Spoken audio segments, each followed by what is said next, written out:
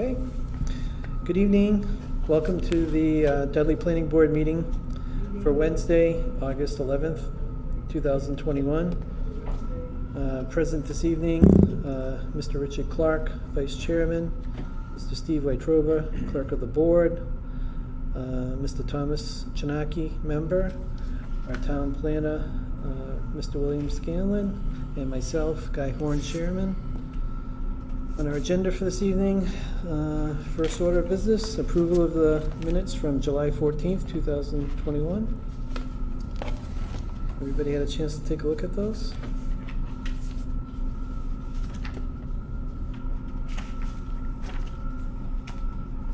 Mr. Chairman, I move that we accept the meeting minutes for July 14th, 2021 as presented. We have a motion to accept. Do we have a second? Second. We have a motion and a second. All in favor? Aye. Unanimous? Okay. I'll start a copy here. I got a copy here too.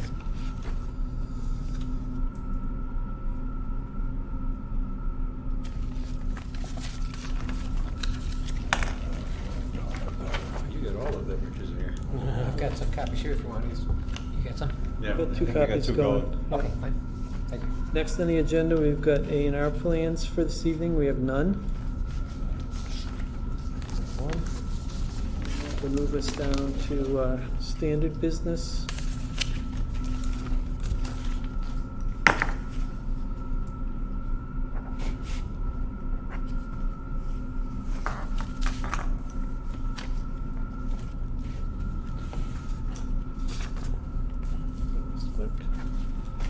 We'll move us down to our standard business, discussion status report on finishing construction of and acceptance of unaccepted subdivision streets, including Pierpont Estates, Rocky Hill Estates, Piasta Road, Country View Estates, Tobin Farm Estates, and Lyon Estates. I don't have any updates on subdivisions for this meeting. Inspections and actions associated with site plans, Legacy Landing proposed security, nothing received at time of posting of the agenda. I'm still waiting for the estimate from Graves Engineering. Okay. I think they've been waiting for some more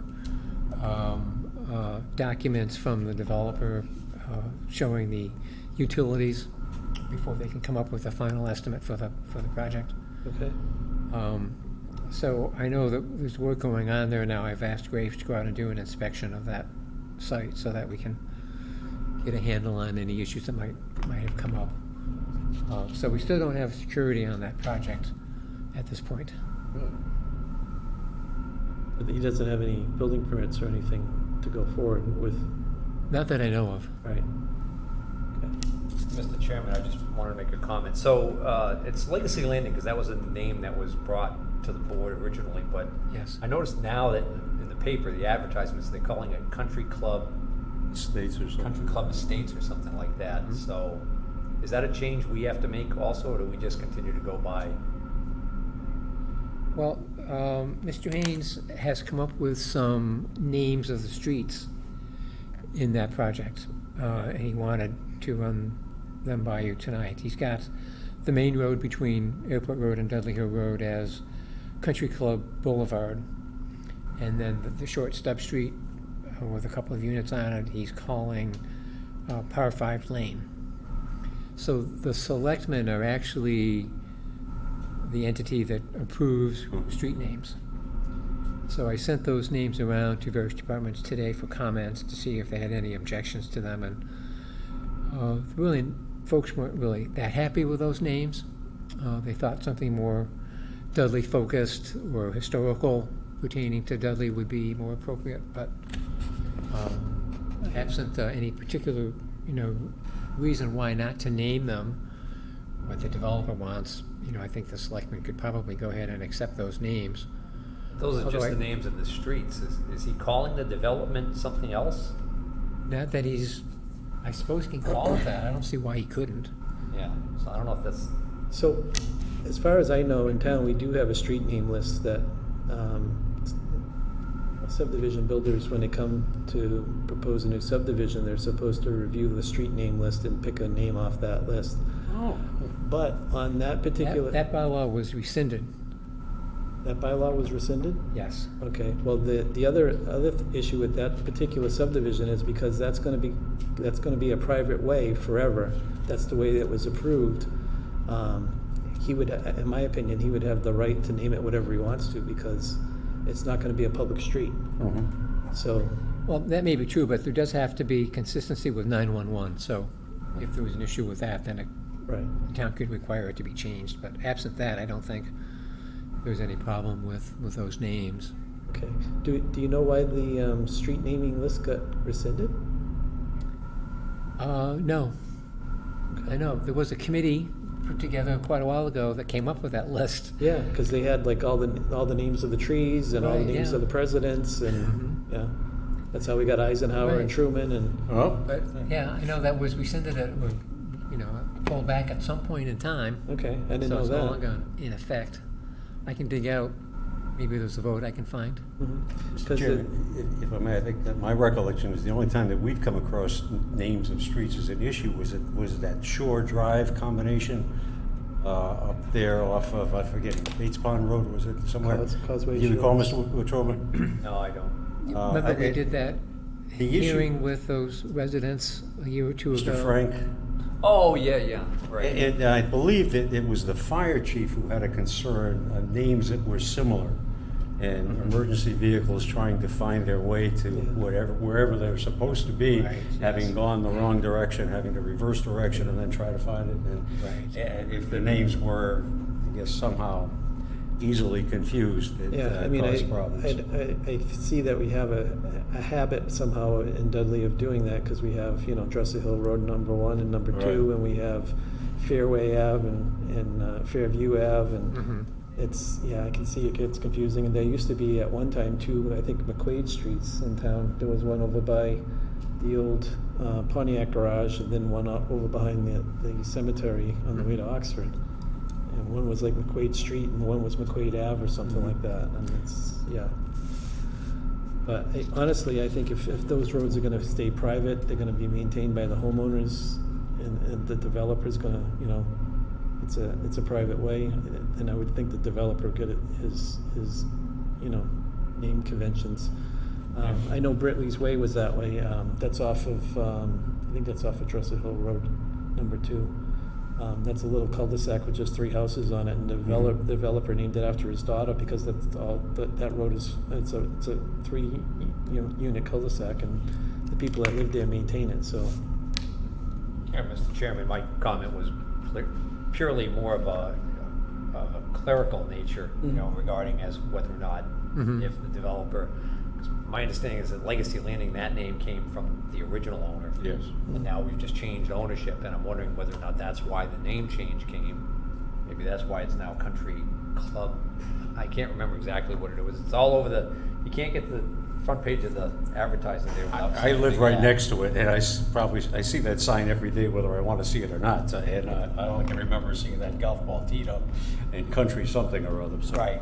So I don't know whether or not, I'm just curious, do we need to change our paperwork to reflect the new name, or do we just roll with the old one and just keep in mind that we're talking about the same place? I think until he comes and asks us for it. I mean, if he wants to change the name, I think he could. I think it would be considered a minor modification to an approved. So you think the planning board should approve the change of the name? Yeah, I think it would be, we could consider it a minor modification, because nothing's physically Right. changing other than the name. He hasn't asked us to do it, but I think Right. he's done it. Yeah, The fact that he's got a sign up there that says country whatever. yeah, it might be, if he comes back in for something else, you might mention it to him and ask him Okay. if he'd be willing to, Okay. formally ask for that request.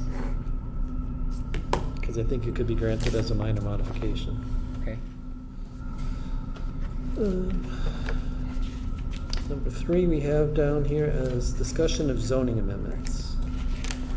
Mr. Chairman, I was part of a webinar, I think that might be the terminology with regards to how to write zoning amendments. I be perfectly honest with you, there was a lot of technical difficulty, probably for the first 15 to 20 minutes of that. The presenter could not get the screen to appear as she wanted it to, and there were a lot of stops and starts. It was a little difficult in terms of just following through on it. A couple of threads that did come through pretty clearly, though, was the use of legal counsel and to look back at prior bylaw changes for wording or for perhaps guidance in terms of proper wording. Those were two fairly consistent threads throughout, and I do believe I was able to download the presentation, so if somebody were interested, I could try to send it to you. I'm not going to guarantee anything, but Yeah, why don't you send it to me and, we'll see what if it happens. works.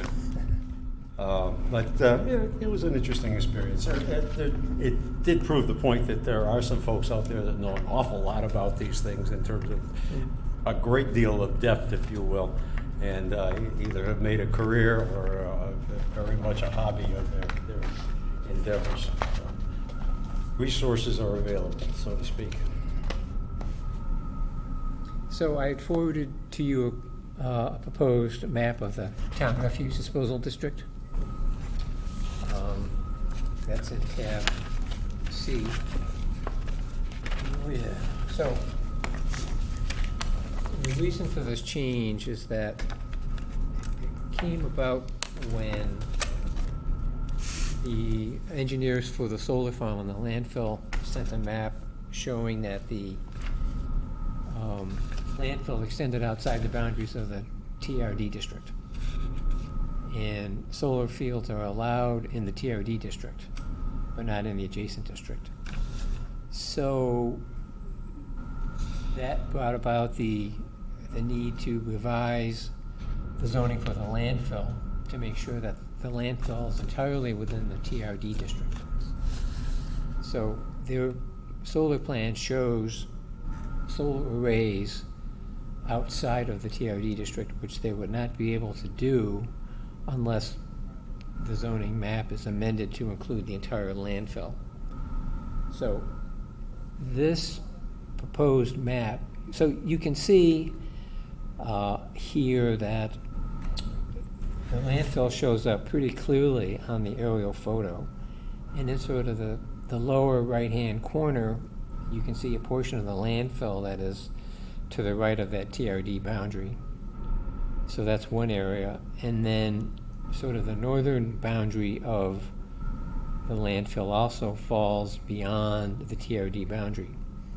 So what I've done here is submitted a draft map that would take lot 122-07 and lot 122-08 in their entirety, and a portion of lot 235-80, which is shown as being 250 feet from the lot line shown on the plan. So that would essentially include all of the landfill and then allow the solar project to go forward as currently conceived. So this would require a town meeting vote to amend the TRD district to cover the landfill as I've shown it. In addition, you can see that there's a significant area, that zone TRD, which is privately owned, which is a problem because the TRD district only allows landfill uses and doesn't allow any private development. So essentially, you can't develop land in the TRD district that is privately owned. So there are a couple of properties. There are 3 owners who are affected. The main one is land owned by CNC Properties. And I met with them to point this out to them. I think they were sort of vaguely aware of it, but really hadn't gotten around to doing anything about it. So when I met with them, I said, well, it would kind of make sense to rezone this to Res 30, because that's what the rest of their property is zoned as, and that's the adjacent land as well. The sort of the upper left-hand corner you can see is zoned Business 15, so it's possible they could do perhaps a little Business 15 there as well. And they were going to go back and think about what they might like here on their land that's currently zoned TRD, and ask the planning board to consider a zoning change for their property as well. And then there were two other smaller parcels which are affected, but only in a minor way.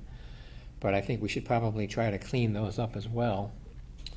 So that's the current thinking here is that we need to do something about the landfill. The rest of the other three properties can wait until they're ready to do something.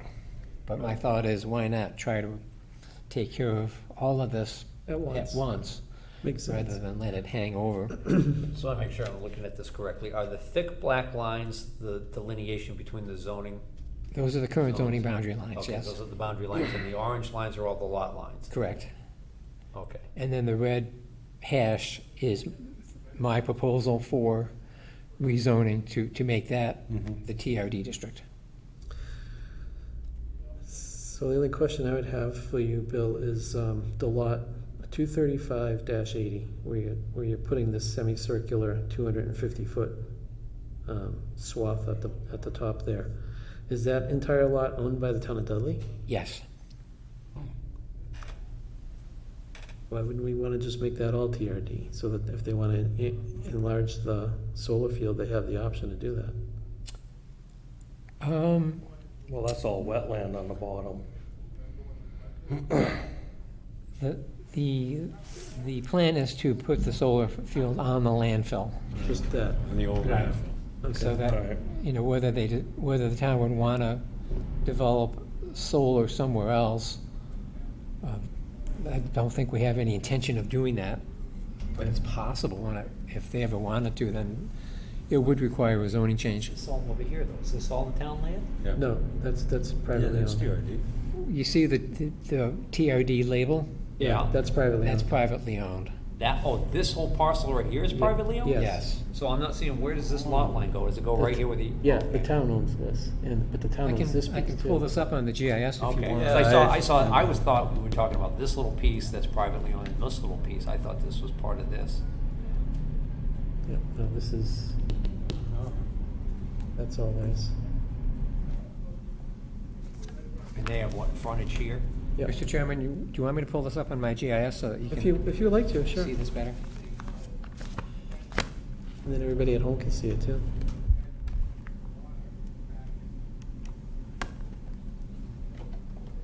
So Kyle, you were just saying, why not make this TRD? Right. But that's, yeah, I could see that, there's a lot of water there. No, not that, this right here. Oh. This is the town-owned piece, right here. Oh, okay. This number, You're coming down. 235-80. yeah. Got it. Section in here. Kind of wraps around the wetlands a little bit. Oh, there's a section right there. Yeah, that could be on somebody else's land.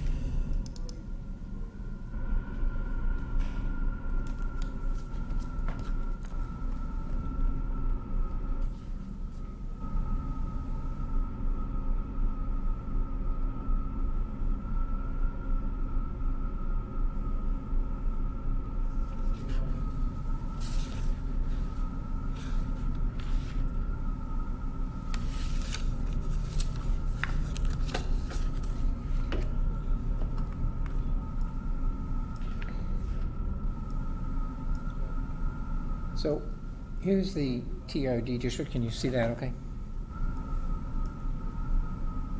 Yep. So this green is town-owned land.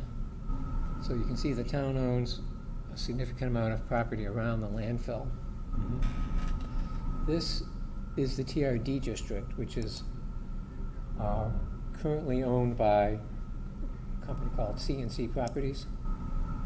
And their property extends, it's about 97 acres, which goes quite a ways away. What I've proposed is to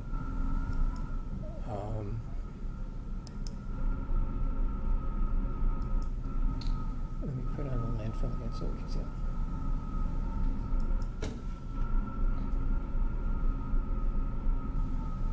So the TRD district includes all of this property. Yeah, I think the original intent was to only include the landfill, but maybe when they drew the TRD district, they misjudged or miscalculated what the ultimate extent of the landfill would be. So as a result, this property, which is CNC, is privately owned. This piece here is also owned by CNC. You can see this portion above the line is business, and this portion below this line is TRD. There's a property here, which is owned by Peter Bannister, who had come in with a plan for a parking lot on the former driving range. And then there's a property here, which is owned by 245 West Main Properties LLC. It's a faux Which shade. currently developed. Faux So shade. this is kind of a minor inconvenience for them. It doesn't affect what they're trying to do. So my thought was to take this property, which is town-owned, and then just buffer this boundary 250 feet to bring this portion of the landfill into compliance with the TRD district. And then you can also see that there's a little strip here, which is currently zoned limited industrial, which is also part of the solar property, but it's town-owned, so it's not a major concern, but we might as well. If we're gonna do a landfill there, it has to be rezoned to TRD. No, I would agree, Bill. What you proposed is good, and if we could take care of all the little pieces around it at the same time, it makes sense to put it all in one. I think it would make sense to put it all in one zoning change, and that way we change the maps once and not twice or 3 times. Right. So I think it would depend on the owners really having some input into what they wanted to do. yeah, We don't have to, of course. The town, can proceed however it wants to, but I think it would be better to get their support right. if we were going to do some rezoning. At least ask them what they were looking for and see if it made sense. Well, I mean, at least Business 15 or Res 30 gives them an option to do something with it versus not do anything other than a solar farm. Right. Yeah.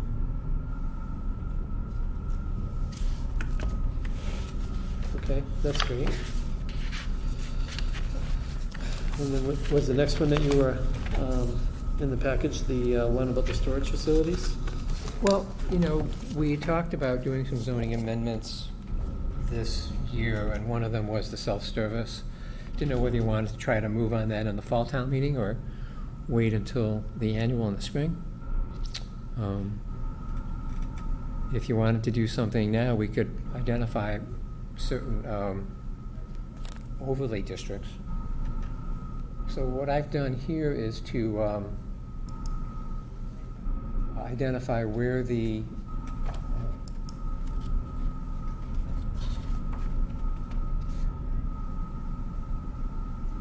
industrial districts are in town. And I don't know whether you had any particular thoughts about where you would like to see an overlay district applied, but my thinking was an industrial district would make sense. If we look up here in the northeast part of town,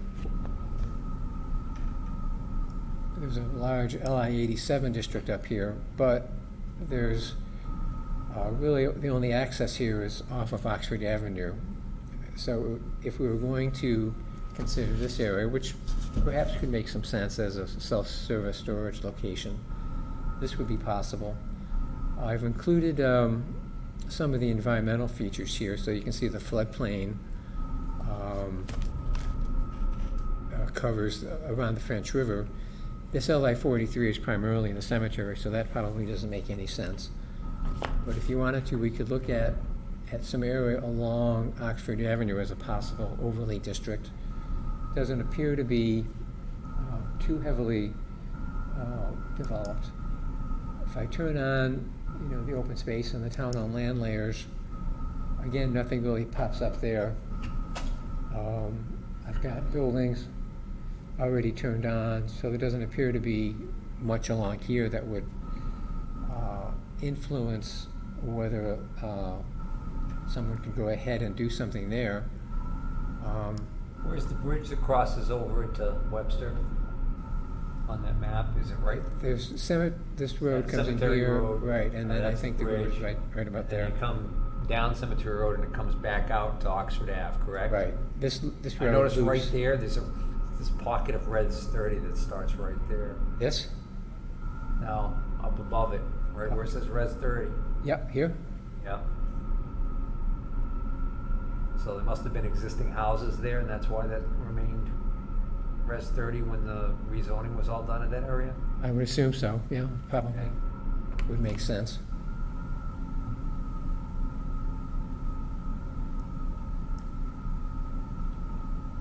I've tried to avoid thinking about the business districts because I think we want to reserve those for business purposes and,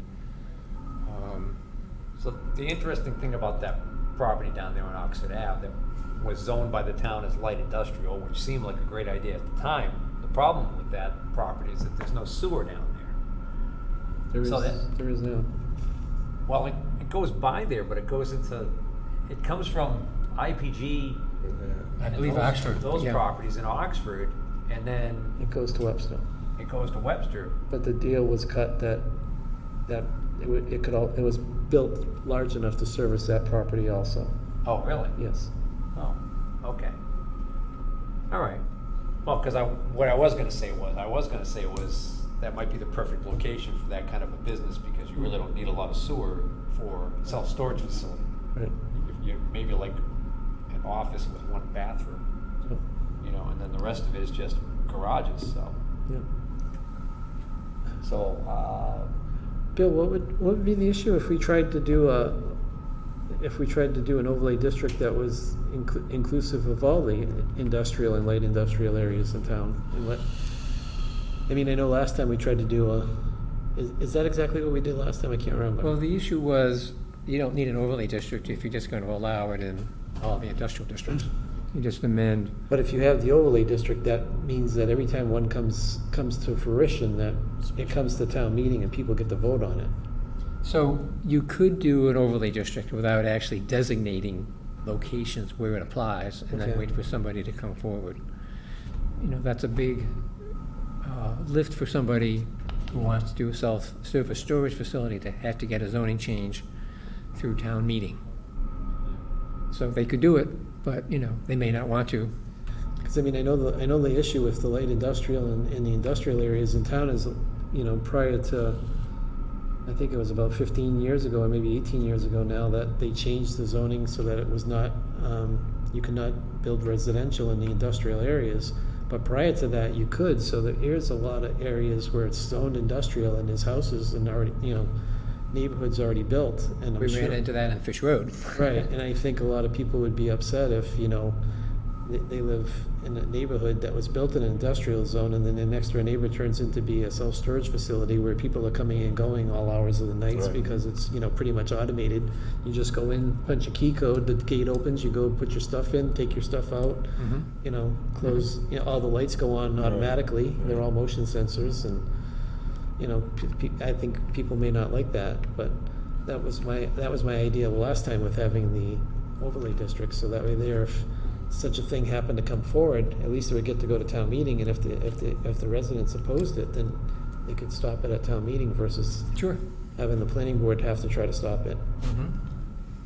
That does give the residents sort of some control over what happens. Right. The other area that I thought might make some sense was sort of along the Southbridge line.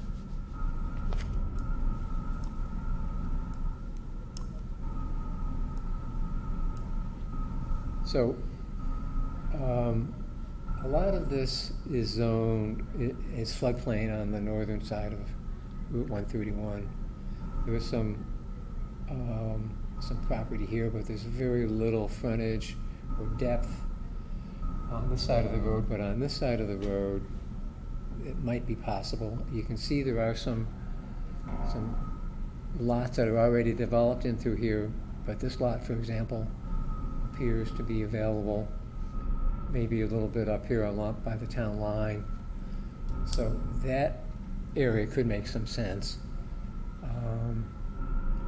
We have the marijuana cultivation facility coming in here, as you know. But it's primarily a residential street, so I don't think we would want to consider a storage facility there. This industrial district, you can see a lot of it is floodplain, and I think we want to avoid People encouraging storing their things in the development floodplain. What's that? People storing their goods in a floodplain? Right. This industrial 130. Better that than heavy industry going into a floodplain and then trying to clean up a factory after a flood. Possible here. There's a significant amount of, homes along the frontage here.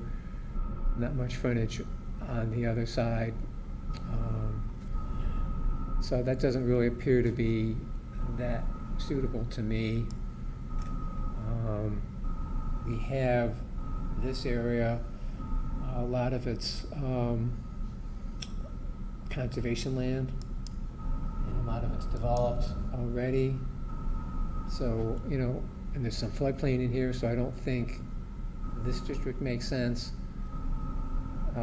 This area down here is some town-owned land.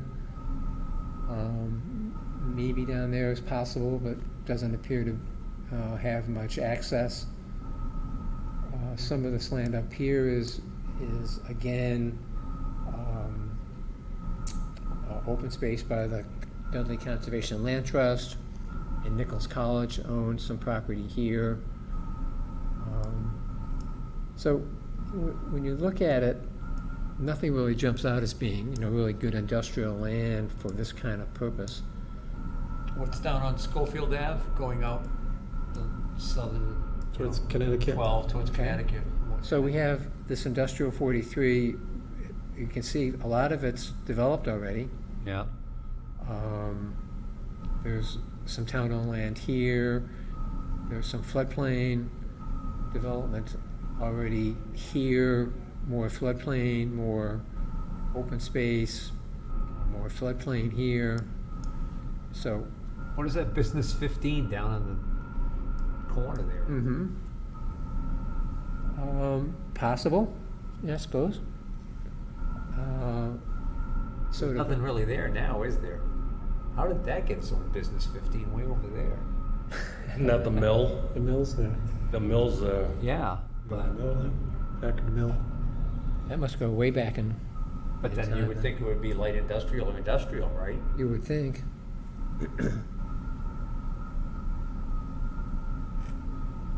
Because the existing self-storage is probably right across the street from the Business 15. Yeah, weren't they running an antique mart or something out of there at one point too? And a model train place. Yeah, there were a number of small businesses in there. There was There's a gym in there. Hairdresser, yeah. hairstylist or Yeah, something. and there was a gymnasium that was pretty popular, and then the boilers failed and pipes broke, and it was a whole. Yes. Actually, I wonder if someone would be interested in taking that property on and converting it to some kind of self-storage facility. I mean, what are your requirements in terms of heat as far as self-storage go? You gotta have climate control today. Everybody wants their climate control. Climate control, oh, I scratch that out. I think the problem with anything we're talking about is we're talking about selecting these parcels without knowing whether or not the current owners have any interest at all in doing such a thing. Mhm. So that's why I understand what you're saying, Bill, about it being kind of a really big hurdle to cross to go to town meeting and get Mhm. approval. But I'm kind of with Guy here, thinking that instead of picking out certain parcels and just hoping that if we change it to that they'll do it, maybe the way to go is to just have an overlay district that we can apply if someone wants us to. We could craft it in such a way that would say it has to be a currently industrially zoned district, but not identify anything on the ground. Yeah, as long as we stay away from the problem that we had last time, which the way it was worded. Right, it applied to all industrial land, Yeah. so we'd have to be careful how we worded it. Or we could, just wait for somebody to come forward anyway and then do a zoning change then. As long as it's not considered spot zoning, I'm sorry, what was that? yeah. As long as it's not considered spot zoning for like one business, I mean, we'd have to That's always an issue. we'd have to try to make it like an over, if one came in as a proposal and let's say Yeah. this was in business 15, you could maybe change the use for business 15, but like you said, you don't want to get rid of all your, Yeah, it smacks business. as if like we're doing something for a specific person to help them. Right. Matter of fact, what we were just talking about, the TRD district, we're talking about rezoning that TRD district, and we're saying, let's see what the owners of the property think they want to do there, so we can decide, so we know what to. It almost smacks as if we're saying, hey, you pick the zoning you want there, and we're gonna put it in for you so you can do what you want. It's a Well- balancing act between trying to encourage business growth, which helps the tax base, but it would and have. not appearing as if we're doing somebody a favor that, But getting back to that, Steve, it would have to be something that's abutting with a zone that's already abutting there. We couldn't just take a little piece of property, a little piece of one property and make it a totally different zone. It's gotta be what's abutting it. Like this piece is up here, they could probably be business 15 if the person wanted, or we could extend the res 30 out to cover that if they wanted. Right. But that would be their only choice. We couldn't make that little piece industrial 43. It has to be something that's viable. It has to be something, right, it has to be Right, something that's Mr. there. Chairman, all I'm saying is that we're asking them to make the choice. We're giving them the option, yeah, Right, at least to give them some input into it, right. because it's their property. Rather than them coming to us at the 11th hour saying, hey, I got a buyer and I need to have this business 15, and it's not. Right. I remember when they rezoned that area that we were talking about down there on Oxford Ave. I remember when they were planning on rezoning that to the light industrial. It was literally at town meeting. A woman who lives in one of the houses there got up and, was very upset because they were getting ready to rezone her house, Oh, right. light industrial. So, I mean, I think it's always a good idea when you're proposing some rezoning to make sure that people who are affected know about it, so you don't have that problem on the town meeting floor. It is a subtle principle of planning that you can't zone somebody's property to prevent all development. That's considered a taking under various Supreme Court decisions, in which case you have to compensate somebody for that zoning, that they can't use their property for anything legitimate. So we want to prevent that from happening here.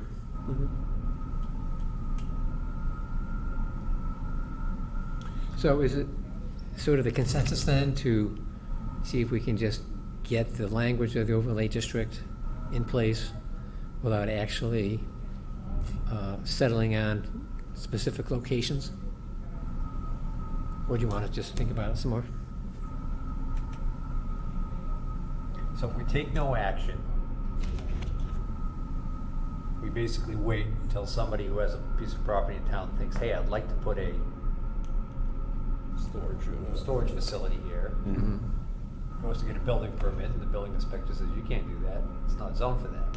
And they say, well, where is zoned for that? No place. And when they come to us and they see whether or not we can rezone it to allow it, is that how it would work? But then, how's that not spot zoning?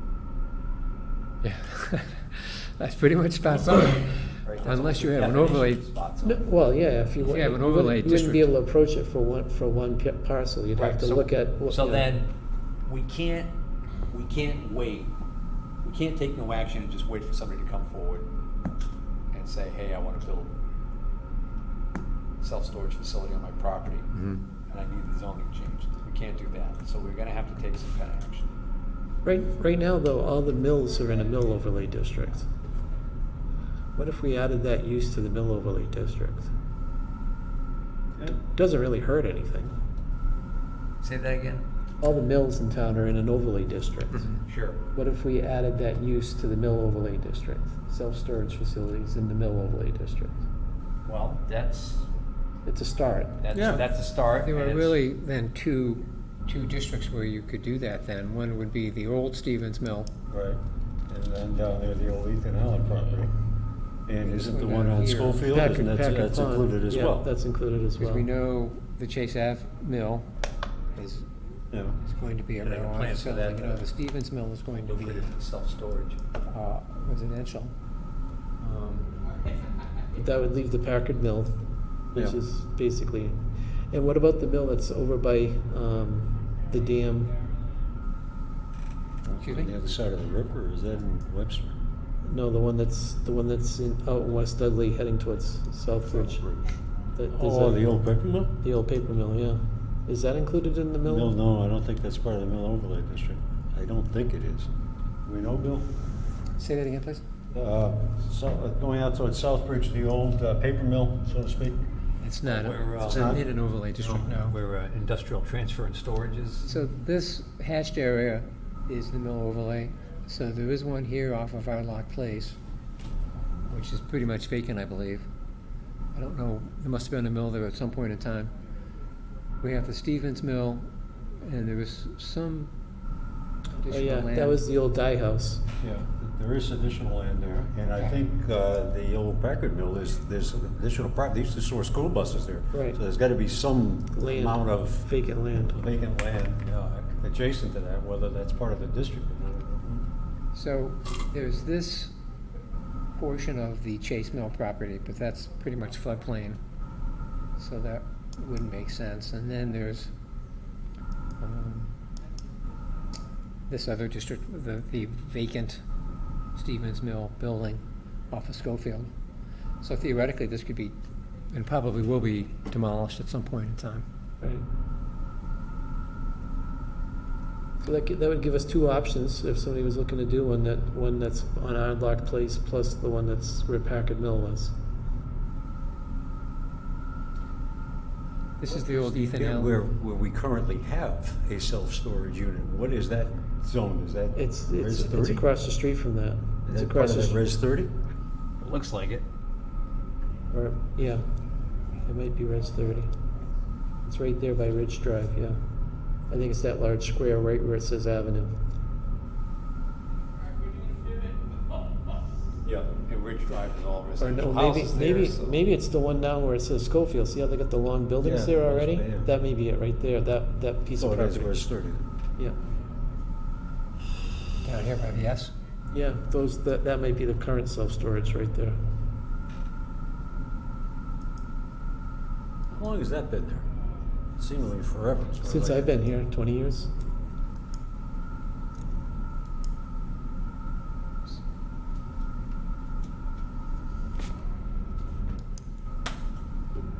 That's a much easier thing to do too, right? We're just amending the zoning, right? Amending a current overlay. Right. I think, So, you're right, so this says, other storage, warehouse, and distribution, so this is probably it right there. Right. that might be a pretty good option, Mr. Chairman. I think it would be an easy option. At least we have something going so that if people come to town and say, where can I do this? There's two options they can explore. So just add it to the existing overlay district for the mill, Sure. Yeah. okay? That's- And I mean, maybe if there's, I mean, I don't know how much space they're gonna have left over when they get done with the Stevens Mill project with the apartments, but if they had enough room in the, in the corner of a parking lot to put something there if people needed it, or if they wanted to do it in the, in the basement, where people wouldn't go very often, you couldn't really build apartments in the basement, but maybe they could put some storage lockers in the basement. That would be Be very usable convenient for the tenants. for the tenants, yeah. Give them the option to build it right in. That is a pretty good sized parking lot too. I understand there's gonna be there are a lot of cars there as it is now, if you Yeah. go by it, a business day. It'd be interesting. There'll when be they try to there'll get be them all more in. parking when they tear down that metal piece in the front. That's all Okay. gonna be parking lot, where that metal section that's Yeah. currently standing would come off, and that'll all be parking lot in the front. It is? Oh, I thought they were gonna try and do like a courtyard or something there. Yeah. That was all supposed to be parking on the original plan. I don't know if they've changed it. So there, what will be appearing from the road, what you're gonna be seeing from the road will be the more historic parts of the The building. stone facade would be restored back to the way it was. Yeah. Well, again, at the risk of repeating myself, which is something I often do, I think that's a good option in terms of identifying the Mill Overlay District as possible or potentially home for one or more of these establishments. Everybody in agreement with that? Yeah, I think so. Okay. Mrs. Chinaki, yes? Yeah. Yeah, okay. So why don't we look at doing that for the next town meeting? Bill will Okay. add that, and I think that would be a pretty easy change and probably not too many people upset with it. No map changes required, just Yeah. add it to that district, right? Yeah, it's easy. Mhm. And at least it gives us a threshold, so if people do come, it's not like it's outlawed. They get an get it, opportunity. yeah. It may not be the perfect situation for everybody, but they you know, if they have another idea, they can come to us and at least talk to us. Mhm. So, all right, and then in that package that you gave us for zoning, you also had something about the proposed zoning amendment for the marijuana cultivation overlay district. As you know, that was defeated at the last town meeting. Yeah, Um, but because it was recommended, we could bring it back and ask if they want to do it, if they would. My sense is there doesn't seem to be much demand for it right now. We had that one owner who was interested in it, and they never came forward to support it. So I'm not sure it makes sense to go, bring it back, but if you wanted to, we could give it another try. Think we should bring it back? I think we should bring it back and not tie it to a specific property. I think that was one of the two big mistakes we made last time. Was one, it was tied to a specific property. Right? All right. And number two, I don't think we did a good job of marketing it and letting the people know, and especially the people that sit in that room, that 70 some odd people that showed up, that basically made decisions for the entire town that night. Yeah. That approved new liquor licenses without batting an eyelash, but have moral issues with marijuana and think that they're somehow gonna stem the tide by not allowing these facilities. And yet, what are we doing? We're letting the big money people do it. Right. And I'm not saying that they don't have a right to do it. It's America. We're gonna have businesses. You wanna make an investment. You wanna take a risk. But why not let some of these farmers here in town, because this is an agricultural town, right? Why not let some of those farmers see whether or not they can make it lucrative for them? And if you think you're gonna stop it, well, all you're gonna do is you're gonna stop people from spending the money in Dudley, and you're gonna have them go right over the line. It would be like if we tried to make Dudley a dry town. Yeah. All you do is send every dollar spent on liquor right across the line to Webster, right across the line to Quinnebog. Look at what happens at 4th of July with the fireworks. I mean, they're literally all around you. Yeah, I heard they're illegal in Massachusetts. That's right, but they have tents set up on the Right borders. across the board, as Yeah. close as you could get. Yeah. In defense of the 70 or so people that showed up, it was good that we had that many because we had a quorum. And I think in past years, that has been something that's hard to come by, or there have been issues in terms of maintaining a quorum. So thank you for those 70 that did show up.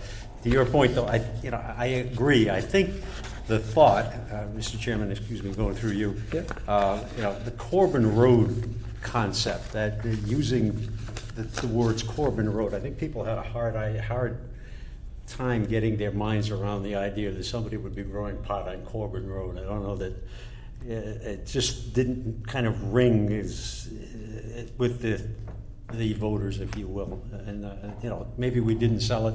I don't know if it was really ours to sell. I mean, it was brought to us by the Dohertys, if you will, and I think it maybe could have used a little more salesmanship on their part, if I may. And not meaning to be critical of them, but they were the primary beneficiaries, or would have been. But we endorsed the article or sponsored it. Is that? We did, but if you recall, some of us had some reservations with it as well. Yeah, and not to throw our former chairman under the bus, but he was our representative there that evening, and he got up there and he basically just read the article as written. I noticed that some other members of boards, they get a little bit more, they elaborate a little bit more, or they explain in plain language why this would be a good thing for the town. So why don't we take Mr. Waitrova's idea and remove the Corbin Road property nomenclature from that bylaw and see if we can't resubmit it Yeah. without the specific property tied to it. And I don't have a problem getting up at town meeting and trying to explain it to everybody that it's basically allowing any farm in town with the right amount of acreage to come forward and have the proper installation built where it's fenced in, it's monitored 24 hours a day, all the security's in place, you know, and the largest field that they could have in Dudley is 60,000 square feet, which is about an acre and a half. So like on for that particular parcel that we were talking about previously on Corbin Road, that was, you know, literally, you know, less than a tenth of the farm. It was 55 acres. And, you know, they were only looking at doing a 1.5 acre grow field in the middle of someplace, you know, so. And if I may, Mr. Chairman, good point that Mr. Waitrova made earlier. This may be the difference between somebody managing to survive with a farm, if you will, as a farmer in the community, or not surviving at all and having to do something else, a change of lifestyle, if you will, or some other use in terms of that property, one that we might find less attractive or less beneficial to the community. Mr. Chairman, the other thing we need to stress strongly, because I think a lot of people were under the opinion, they kind of got the idea that if they had voted yes for that boom, that meant that 55 acre farm could go right into business. Right. You know, and that anybody else with a farm of the required size could just now do it. I think we And I gotta, think we gotta stress, oh, no, you would still have to come before the board and go through the whole process, and that would still have to be approved at town meeting, correct? Correct. and on top of that, they would still have to go before the state and the Cannabis Control Commission and get all that A host agreement with the selectmen. permitting in place on top of that. And we're just asking for a very small first step Right. for the farmers, that's all. Yep. Yeah. Got to have the zoning in place before you can do it, so. Yeah. Okay. So that doesn't sound too bad. I mean, rewriting the two articles should be fairly straightforward. Right. And then I think the hardest part is gonna be straightening out the TRD issue. Right. But do you think we could get that all in for the October one? Well, I think we need to do the landfill anyway, Okay, Yeah. and that should be pretty much all set. Okay. Whether we do the privately owned pieces. If I may, Mr. Chairman, what's the timetable as far as the landfill is concerned? Obviously, they want to put these solar arrays in there. They do. Do they have dates in mind, or firm hard I dates? think in the fall, In the fall? yes. So it So would you should be behoove us seeing- to have something in place certainly before that. They require site plan approval by the planning board. I think they're working on the application. I think they've got the design pretty well set. okay. You know, they need permission from DEP because it's a landfill. So I think they're working on that aspect as well. Yeah, I don't think they want them putting any kind of structure, you know, to hold, racking up to hold the panels and puncture the Yeah. liner or something like that. Right, exactly. So they gotta do it probably, this has probably gotta be like, I think sometimes when they put the racking up, they put it in buckets, more or less like big plastic buckets that are filled with concrete after, and they just sit on top of the ground. So that might be something that they're gonna do Yeah, there. I think it's wonderful if they have some use for that property, because otherwise, what was it gonna be? Right. A landfill. Methane. Yeah, that's production. Okay, yeah, so we'll at least get that done, and if we have time to get the other two rewritten for October, that's great. If not, we can bring it back in the spring. Okay. Okay. All right, so that takes care of our discussion on the zoning amendments. Number 4, we have planner's plate. A couple of things. Jill Johnson, who was assisting the planning board with minutes, has resigned. So she's, you know, moving on. So that means Michelle should be back helping the planning board again. Okay. I don't know whether Jill will be replaced or not, but we'll make sure we get everything taken care of for the planning board. I had an interesting conversation today with a woman who's the Safe Routes to Schools coordinator for the Central Region. Okay. And that's a program that is intended to work with school systems and make it safer for students to walk and bike to school. So it's somewhat similar to the Complete Streets program. And this program also has money for infrastructure improvements. Currently, Dudley is not a participant in that program, but she was going to reach out to the school administrators to see if they would be interested in, I think she called it becoming a partner. And a couple of things. The intent is to have some kind of educational program for the students to, inform them of proper safety precautions in terms of biking and walking to school. So the school has to incorporate that into various programs, whether it's curriculum or workshops or something to enhance that aspect. And they have two other programs. One is what she called Signs and Lines program. So you can get money to put up signage and do line striping to designate specific areas for walking and biking. And the other was an actual infrastructure program to make improvements for sidewalks, for example. And as you know, in our Complete Streets program, we identified both the Mason Road School area and the Shepherd Hill campus as high priorities for making those kinds of sidewalk improvements. So if the school administrators decided to opt into that program, that's another source of funding that we can go forward with. She mentioned that there's about $12 million statewide, and each individual project would be eligible for $2 million maximum. So that's a significant amount of money, but it's competitive, so I don't think we would certainly get to that level. But we might be able to combine Complete Streets and Safe Routes to Schools to work on our agenda for sidewalks in town.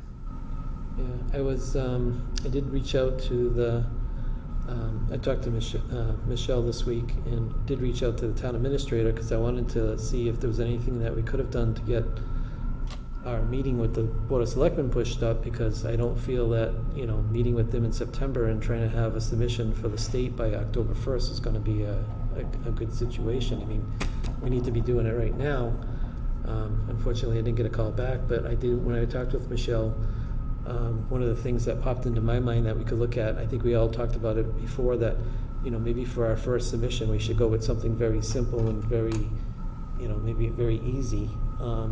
Because even if we get turned down, at least we have some experience and we gain some knowledge on how this should work. But my thought was, I can't see that the little trail going from the high school over to Susan Drive would be a huge endeavor. That something like that could be, I don't know, maybe it's a $20,000 job, maybe it's a $30,000 job, but even if it was a $30,000 job, you're only talking about maybe $3,000 or $4,000 for engineering. Could the town come up with the $3,000 or $4,000 to pay an engineer? Because I think basically for something like that, you probably need a cross-section drawing, a blueprint with a cross-section of what you want to put in for the trail, and then where does it begin and where does it end, and then you can put that out to bid. And I mean, I think that would be enough to send to the state of Massachusetts and say, can we get funding for this, And Mr. Chairman, if I may, not at the last selectmen's meeting, but the one previous to the last one in July, the town administrator made mention of the issue with regards to the traffic going into the Shepherd Hill campus area, especially in the morning and the afternoon, and made some comment about maybe best to avoid it at those times of day. One of the things that struck me in driving by there recently is there isn't even a crosswalk. right. You've got two roadways, if you will, that converge. There's not even a crosswalk, and then you've got sidewalks on either side of it, but there isn't even a bloody crosswalk to get somebody across as a pedestrian. I mean, where is a gallon of paint that somebody couldn't have done something with that?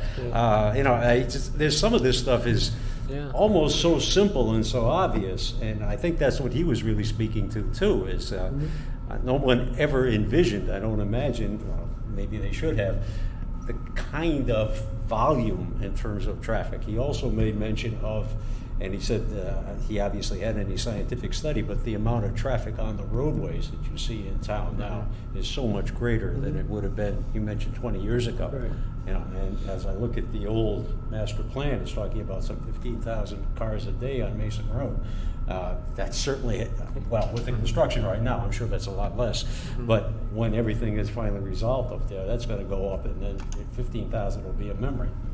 Mr. Chairman, based on comments that I heard from selectmen at the meetings where they were discussing complete streets, I gotta tell you, I got a pretty good idea where they're thinking, and they're thinking strong on public safety. Yes. And they specifically really liked that idea with the Ramshorn Road intersection.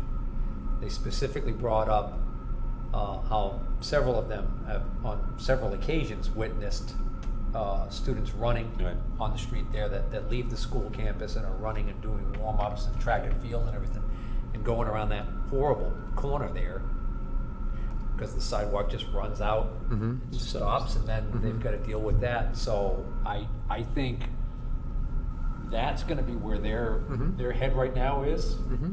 Not to speak for them, but I'm just, if we change now and we go in there and we say, let's go small, let's go with, I don't know if that idea of yours is going as to long as ring they- the public safety bell that they.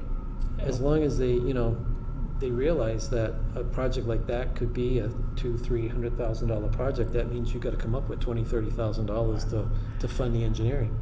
To echo, Well- excuse me, Mr. Chairman, just to echo Mr. Wetruba's comments, that has been a common thread throughout in terms of the selectmen, the safety, and if anybody has had occasion to drive by there when those kids are out there running, they're in the road. I mean, there's just no place else for them to be. And God forbid, we've been able to avoid something that could have been really tragic for a long time. But how much longer can you trust the luck and fingers crossed, somewhere, someday, something unfortunate would happen.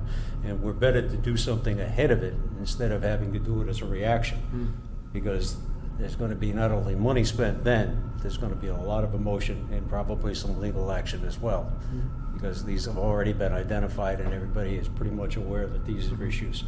One other intersection which we didn't give much attention to, I don't think we did any actually, in speaking with the police chief, was down on Brandon and Schofield, near the library. That intersection where you're coming down and all of, bingo, right there in front of you is Brandon Road.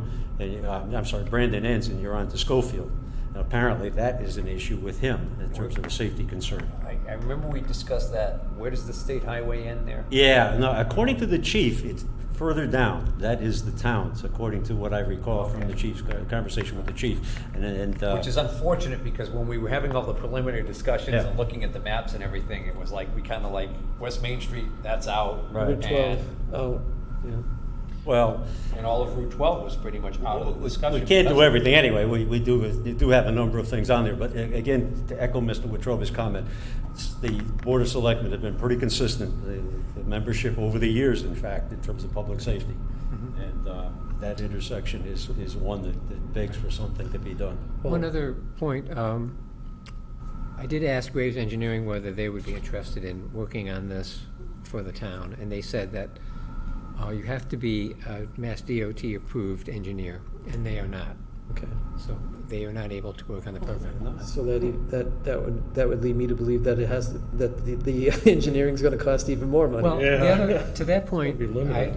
I worked, for the town of Harvard, and they were able to get an engineer to prepare the engineering plans at no cost, sort of on spec, Okay. with the promise that they would get the engineering work for the detailed plans and construction oversight should the project be funded. Okay. So I think it's possible to find a company that would be willing to do that for the town, where we wouldn't have to spend any money up front.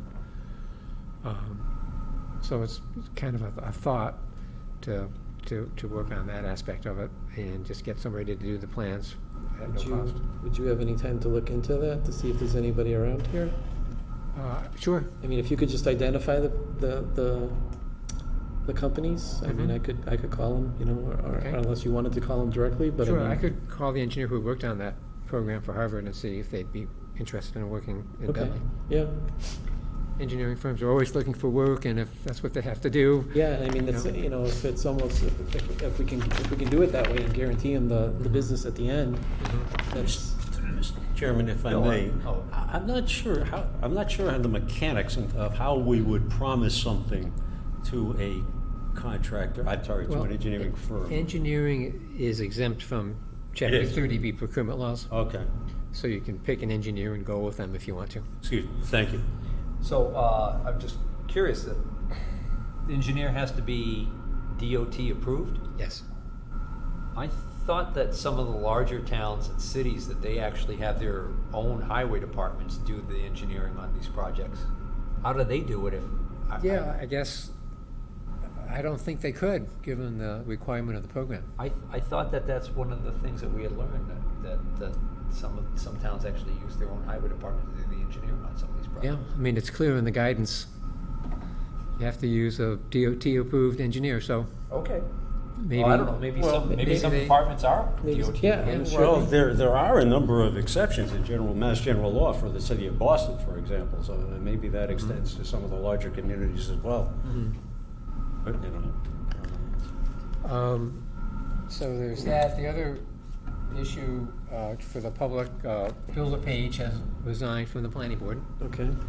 We got an email from him today saying he's moving out of town and therefore would have to get off the board. So would it be prudent for us to contact Mr. Edmiston and see if he would be interested in being appointed? 'Cause So the process is, it's a joint appointment between the planning board and the board of selectmen. Okay, So since Dan Edmiston is currently the associate member, I could contact him to see if he would want to be a permanent member until the election. yeah, June, next And then, June. so he gets to fill out this term until the election, and then Yep, would either run to fill out the remainder of the term if there's another year or two left, or it would be a full term at that point. So when are we currently slated to go before the selectmen? September, 19th it was? no, I think Is it's, it 13th?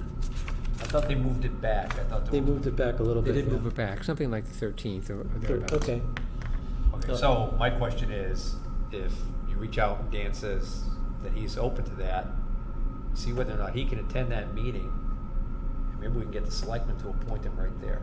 right. I haven't had recent contact with Mr. Petrova, excuse me, Mr. Chairman. I mean with Mr. Edmondson, and that I mean by the last 24 hours or so. But he had indicated to me earlier on that he would be interested in rejoining the planning board. Right. I don't know that anything has changed in that regard. So tell him if Opportunity he wants the knocks. job, as far as the board's concerned, if he wants the job, show up that night, and we'll tell the selectmen, hey, we got a guy right here, he's willing to do it, he's got experience, Right. let's get this done. Easy fix. Well, to that, Mr. Wetruba, there are many appointments that are made by the selectmen, as you know, where the applicant is not in attendance. It's just the name that's read. Yeah, all I'm saying is you need 3 for a quorum. As luck would have it, all 4 of us happen to be here tonight, but who knows what, Right. all we need is one day where 2 of us are out and you don't have a quorum. Do we need a motion to, to go forward with this in terms of as a I think if proposed he- appointment? I think if Bill can talk with Dan and he agrees, then I think. We can make the motion that night, right at the Well, I joint think we could talk, if he agrees, if you could just contact Michelle, so she could put that onto the agenda. So that would be just another item on the agenda for Oh, yeah, both yeah. boards. Okay, right, yeah. And then we could make the motion right then, I think. Well, then we would have to have a And meeting. put it on the agenda before all the other planning We'd board have to stuff have a that joint night. meeting if we're gonna make a We're gonna have a motion. joint meeting. Joint meeting, okay, Yeah. then good. So we'll have to post a planning board meeting as a joint meeting with the Right. selectmen. He doesn't have to be sworn in, because he's already an associate member, right? I assume so, yeah, makes sense.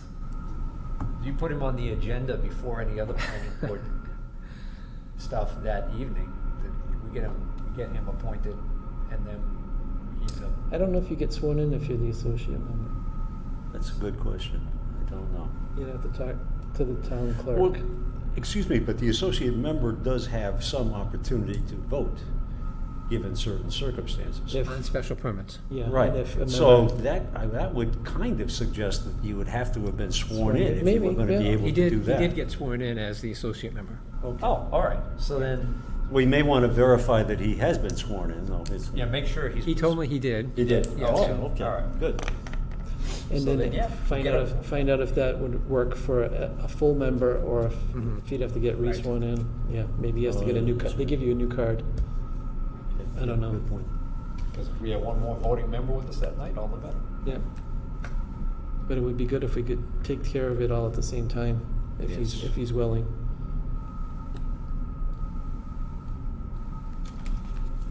That's all I had for Planner's Plate. Okay. Um, Next item on the agenda, number 5, roles and responsibilities of Planning and Appeals Board, PowerPoint presentation prepared by the Citizens Planning and Training Collaborative. What's the board's pleasure? Yeah, we ran out of time last time, so. Yeah. I think We had said some technical difficulties as well. Right, so I think, well, that's right, we were in that little room there. Right, yeah. So I think, yeah, as far as I'm concerned, I'd be interested in seeing it Okay. tonight if Sure. the board, Okay. if the other board members are okay with that. Do you need a minute or two to set that up, Bill? Yeah, I have it. You have it? Why don't we go on to comments from the planning board while we're waiting for that to be. I was gonna Access. ask if it was okay if we take a short break. Oh, for a that's an minute even or- better thought. A minute or two, okay? And then we'll come back and we'll start Okay, right off with sure. that. Thank you. Even better idea.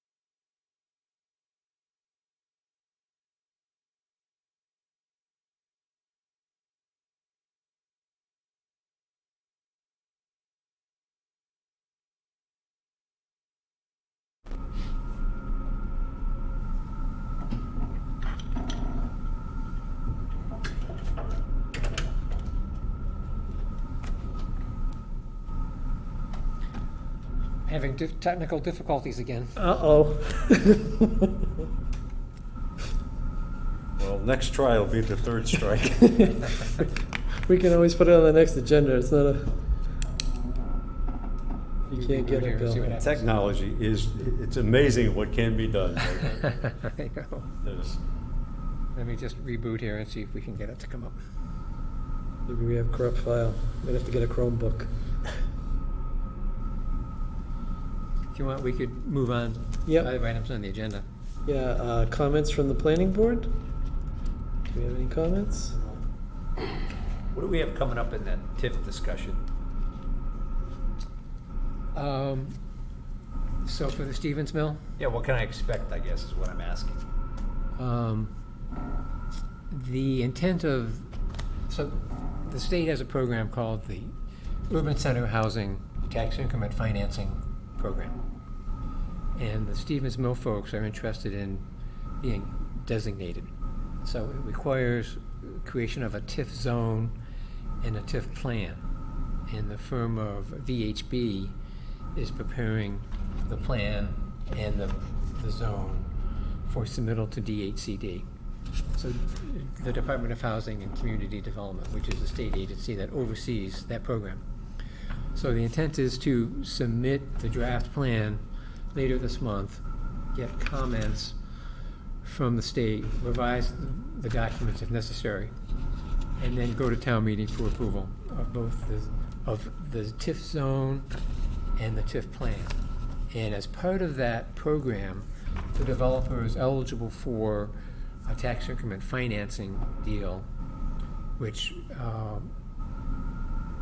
provides for a tax agreement on the basis of a schedule that the town would adopt for the improvements that are made to the property.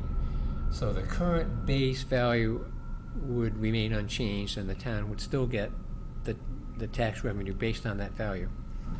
They're proposing something like a $37 million investment.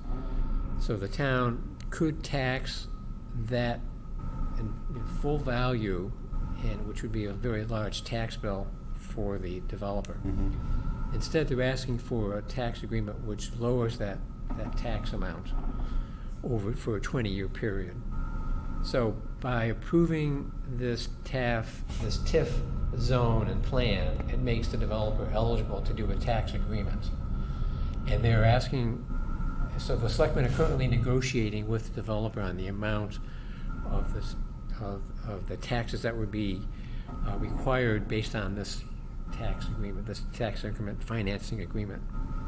So it's kind of a complicated deal. So the point of, the state requires that there be a public hearing on this plan and tax agreement. So that's the point of the selectmen having the public hearing. All right, so the housing component though, the financing and all that's because it's a residential property? Because I mean, I understand like a TIF for, if a company comes to town and says, hey, we want a reduction on taxes over the first 20 years because we're gonna build a new plant. New factory, And yeah. employ your, And people. employ people. Yeah, and jobs, yeah. But for them to do a residential, they have to make it a certain percentage of affordable housing? Is that what it is? So there are TIFs available for economic development projects. There's the only program you can get a TIF for a housing project is this Urban Center Housing TIF program. So that's why they've targeted this particular program, and it's a very bureaucratic type of exercise to get designated. So in order for them to make their financial components work, they need lower taxes over time, so they can go to their lenders and say, you'll be guaranteed of getting the loan payments, partly because we have a tax deal with the town which lowers our tax liability. So that's why they're asking for this arrangement. I understand why they're asking for it. And they need, What are the they need to have an constraints? affordable housing component. How much? The regulations say that you can go with a local bylaw for whatever that would require. Oh, which is So our 10%. normally it would be 25%, but because of this provision in the state law, it says you can use a locally adopted percentage. They can go with the 10% requirement in the mill overlay and qualify. I thought our requirement was 10%. It is 10%. Where'd the 25% come from? Without a local bylaw, they would need to do 25%. But the regulations have this other provision which says if the town has adopted a local requirement, you can use that instead. But luckily, we have a local requirement of 10%, Yes, so that we can go with that. correct. So we wouldn't be looking at more than 10% affordable housing, which would be, if it's still, where were we, 168 units? 156, I think. I believe 150. I don't know, I kept moving. The numbers keep changing, quite honestly. So it's 156 units is currently proposed, as I understand it, which would be 10% would be 16 affordable units. Right. So I'm just, maybe I'm not seeing the whole picture, but what does the town get? What does the town get out of this? I mean, they're gonna, the builder's gonna get a town cheaper gets a- tax bill. Well, the town gets a $37 million investment in the mill, Okay, which is, jobs and revitalization of the Yeah. mill and the Which- neighborhood. which we want, Right. obviously. Same argument we've been making right along, which is better to have the mill They're not- fixed, not let a- everything else sit there, fall into disrepair. burn Waiting for it to burn fall down. So the tax arrangement would be for a 20-year period, so after that 20 years, you would get the full tax. Then it could go back to. Taxable oh, value of Okay. it. Now, is the 20-year number, is that something that is also, can be changed? I Can don't- the selectmen say, no, we'll only give you 10, or? Is that one- Perhaps, Is that one of the negotiating? but I don't think the developer would accept that. Is it every year that it increases, or is it like, no, for 20 years, you can only tax on the base value of the That's home? subject to negotiation. So there would be a schedule which says, for the first 10 years, you could get X percentage reduction of taxes, and for the next 10 years, you could get Y percentage reduction. So that's the negotiation part.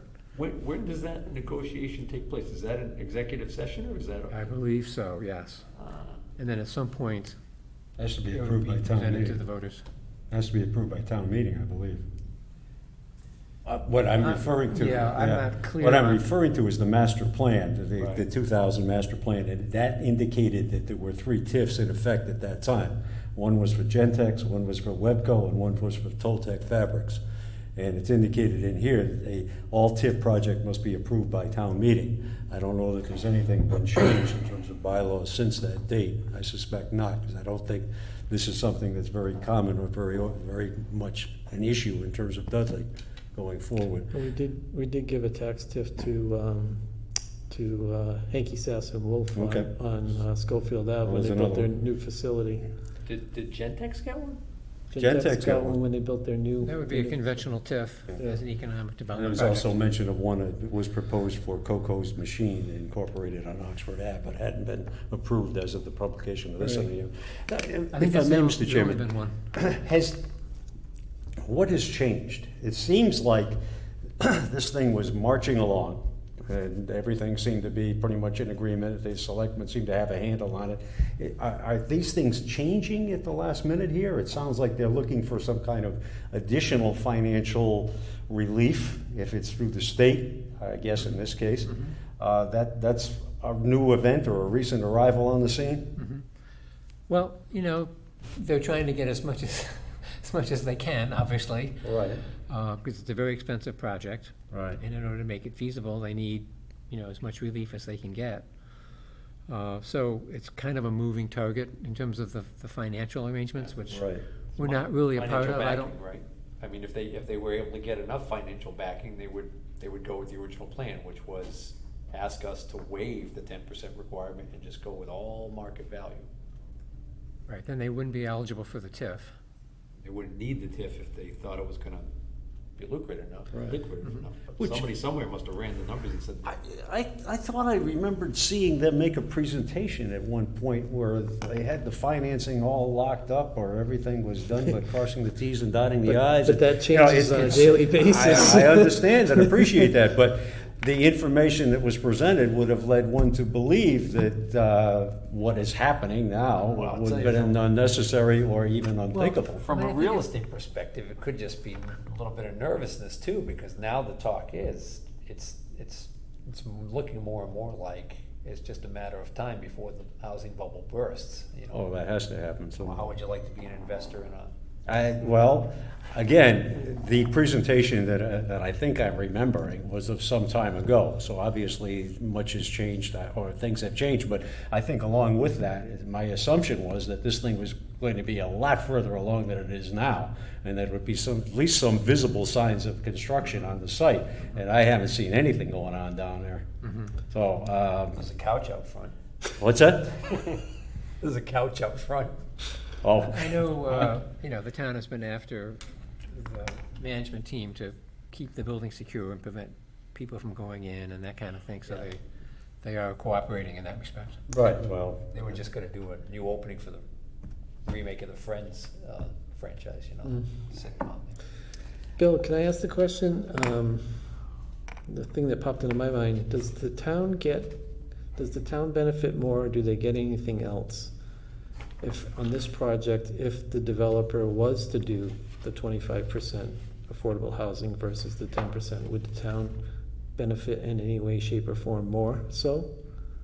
Well, in order to count on, so under the Chapter 40B, you know, a town is supposed to have 10% of its housing units subsidized for low and moderate income Which we don't. households, which we are below, well below that number. Yep. So under the state program, rental units, if 25% of the rental units qualify, then 100% of the units are eligible to be put on the subsidized housing inventory. So if they did 25% here, we could count all 156 units towards meeting the town's 40B goal. What? That's nuts. Why did they allow that? For home ownership units, they only allow the actual affordable units to count. So 25% of 156 would be like 40 units or something. Oh, So I don't it's- understand that thinking. So the state is encouraging rental units because that's typically considered less desirable than home ownership units. So they offer that incentive to communities. Probably anticipate there's gonna be turnover too, more likely than there would be individual residences. Yeah. So to answer your point, So the town would if it was benefit, 25%, we could get the benefit of all 156 units. and that would definitely put us, I would think, close to, if not, Yeah, I didn't run the numbers, but yeah, it would make a big, it would make a big dent in it. so as it is, we get 10%. I don't know how this is gonna sound, but I don't have any particular, anything in the wax to grind with regards to affordable housing or low-income housing. I don't know if there's any way in which you can somehow try to target that so that it is the benefit of residents of the community as opposed to somebody who may be living in Winthrop or Waltham or Wellesley or whatever and Sure, finding you their make it way over in. 55 or only over 55. Only over 55? Affordable housing for 55? 55 and over. Well, Because the problem you're gonna have, which is the problem we talked about, which is why we were so happy to hear that they didn't wanna put a bunch of 3-bedroom units. right, it's kids in the schools. Kids in the school. Well, hate to say it, but if we get an affordable housing situation, you might be attracting a lot of single parents. So now all of a sudden that 2-bedroom easily has, 3 kids in it. at least 2, right?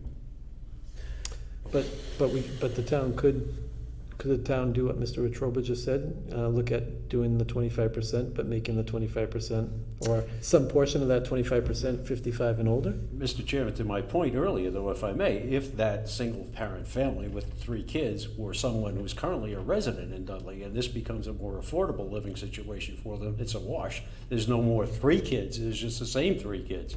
They're just moving from one address to another in a different bus. Well, I'm just talking about the extra kids in the school system. Well, yeah, I know, With but I was over 50%. thinking if it was some way of targeting Yeah.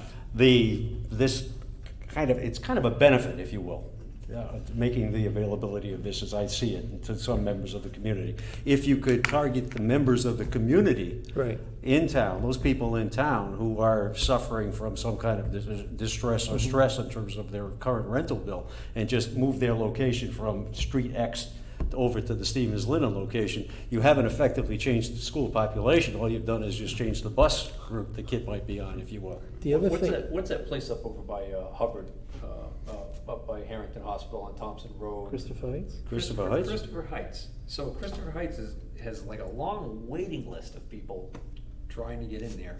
Elderly people that can no longer afford So, yeah, I know, fixed to income. pay their property taxes and are trying to get in there.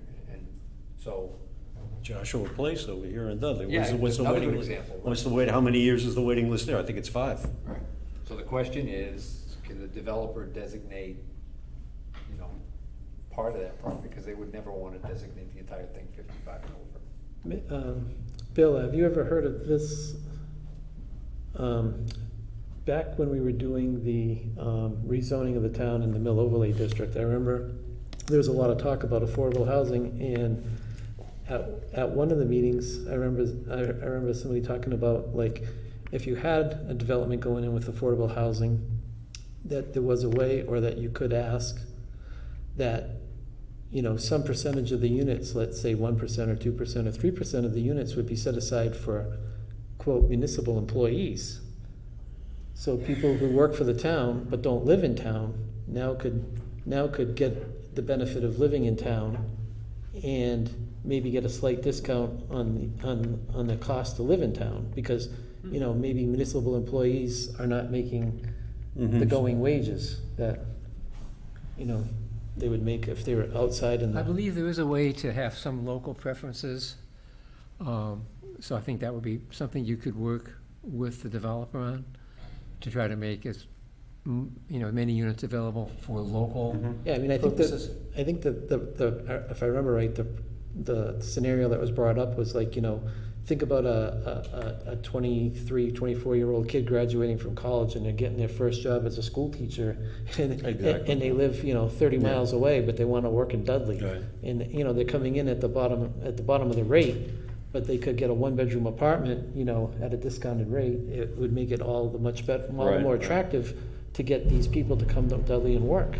It reinforces their commitment to the community, their involvement in the community, Right. and there's a whole host of benefits and additionally, they're spending some of their disposable income within the community as opposed to taking it home to Blackstone, for example, or Right. Bellingham, or Right. wherever else. Right. All right, excuse me for interrupting. So I think that should be something that we maybe bring up with the Board of Selectmen when we have our meeting, just to let them know that, let's look into it. Mr. Chairman, I remember some meetings ago, Mr. Wetruba, Mary's making comment about whether your children would be able to live in Dudley, given the cost of living, if you will, in the town. And this doesn't obviously address that issue, but in some small way, it may be some opportunity for us to try and influence the market just a bit in favor of the folks that may be living in town but struggling to do so at this point. Yeah.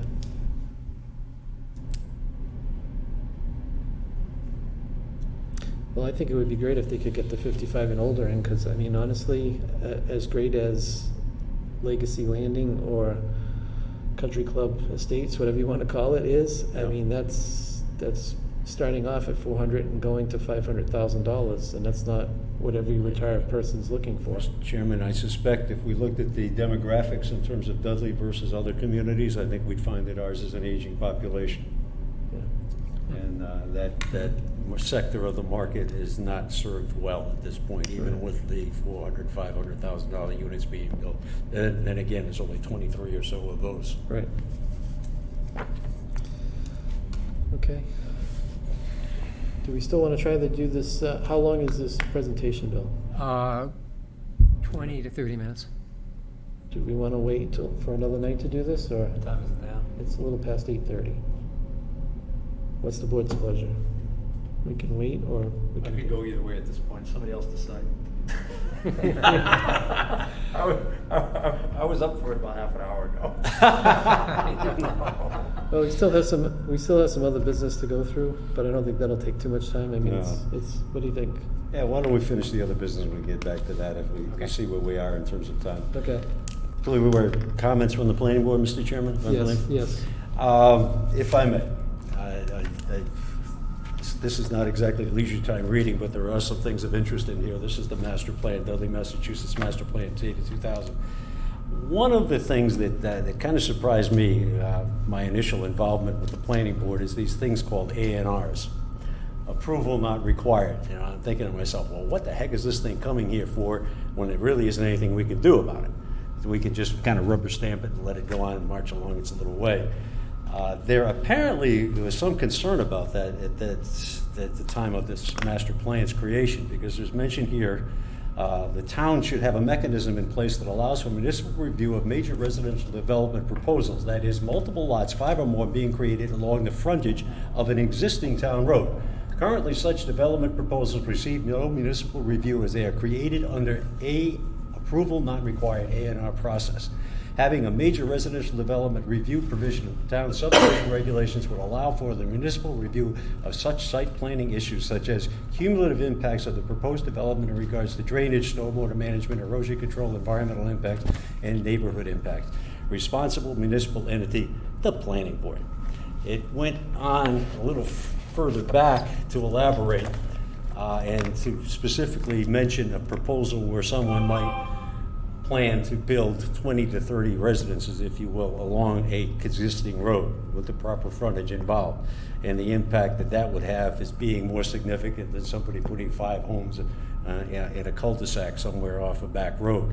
And obviously, I think we can see that the impact would be much greater in terms of the traffic, for example, the sidewalks as an issue in terms of, making that a somewhat built up or congested residential area at that point.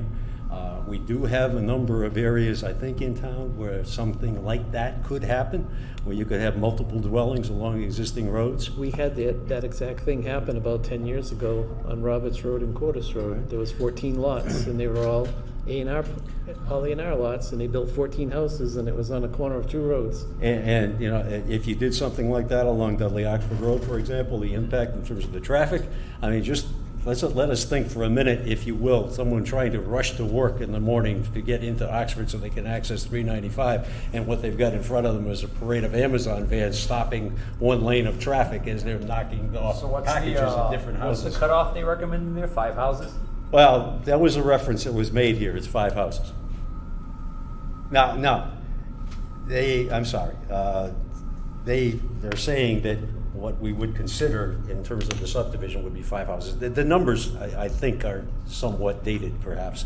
But the question really, I think, comes down to when you have something like that with obvious impact greater than what may have been considered as a subdivision in terms of the numbers and Yep. the traffic impact, people backing out of driveways on the Dudley Oxford Road, God bless them, trying to even do such. So what do you need, a zoning?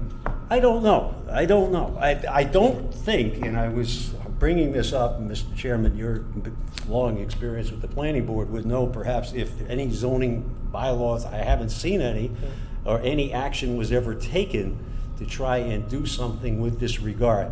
And I understand that there's probably Mass General Law applications or applicable which may restrict what options, if any, exist. But the only thing we seem to have available is what the highway department would require in terms of a driveway. A curb cut, yeah.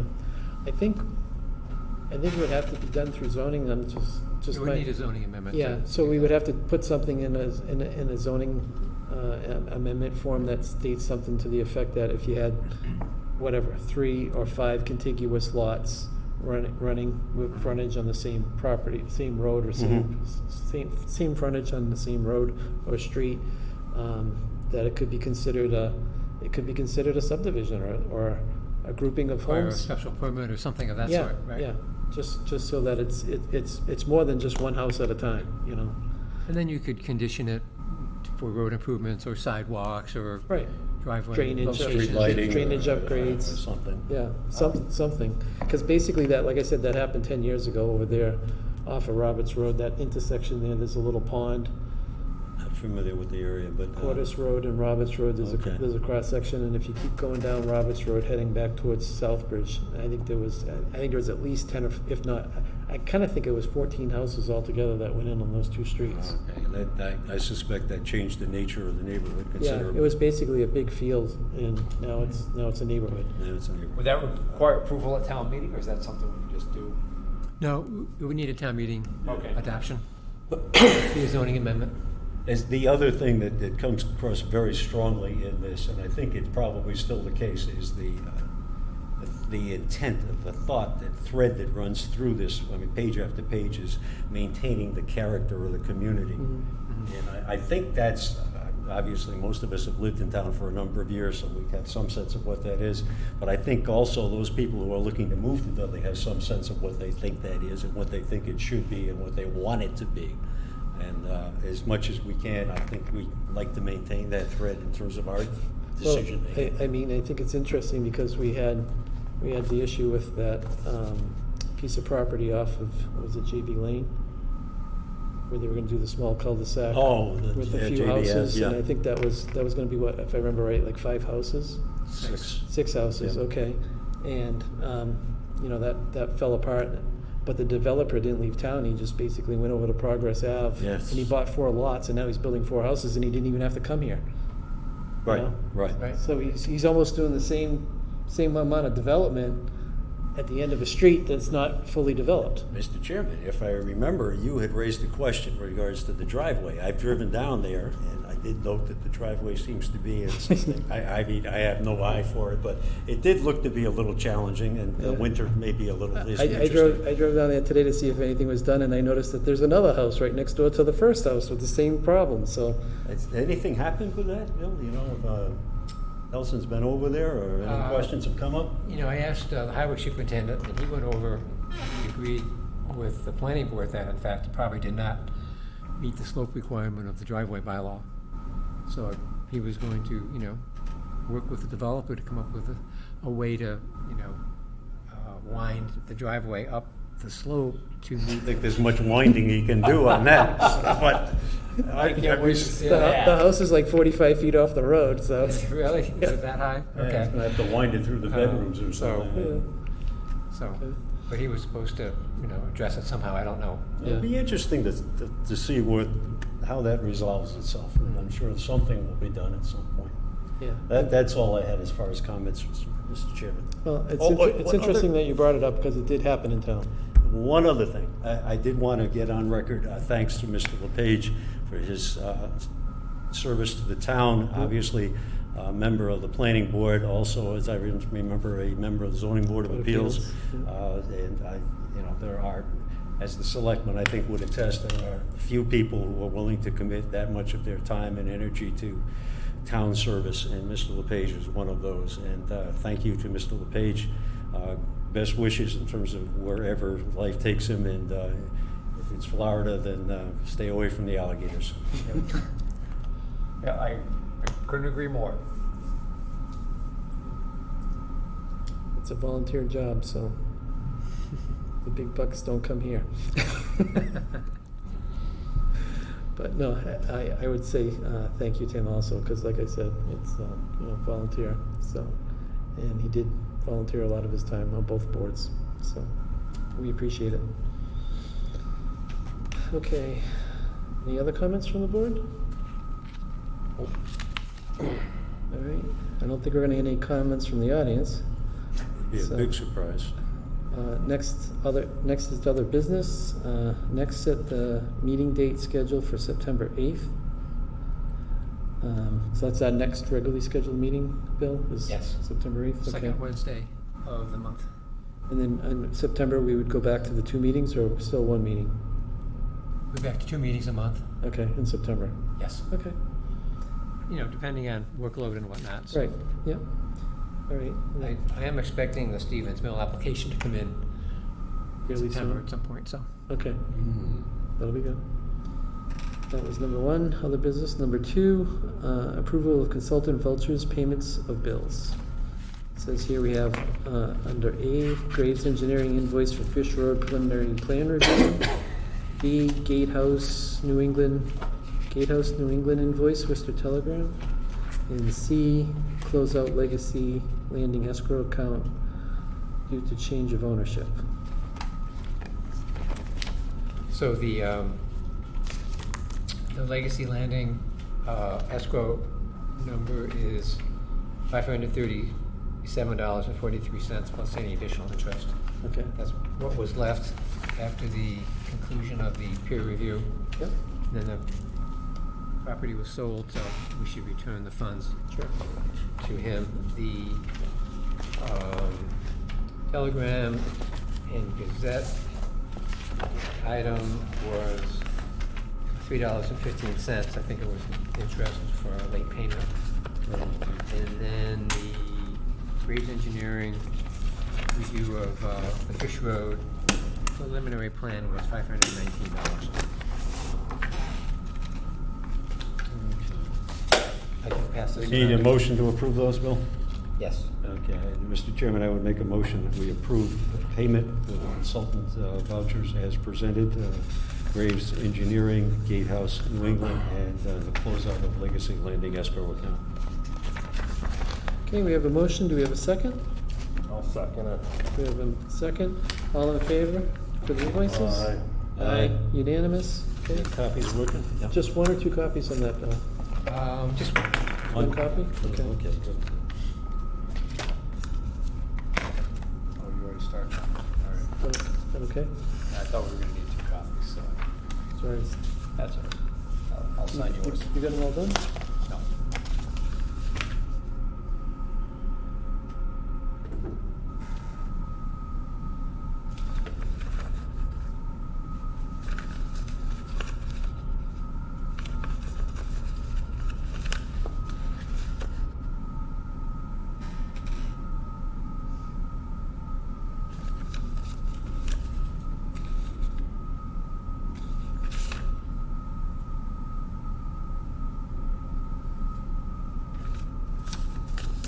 Okay, Mr. Wetruba.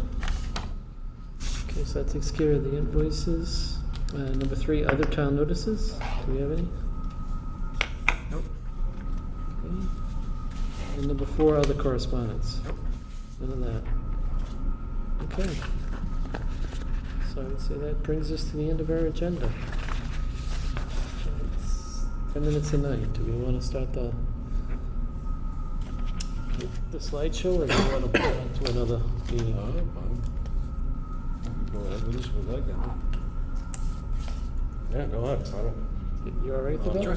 Okay, so then we'll go ahead with the roles and responsibilities of the planning and zoning boards from central.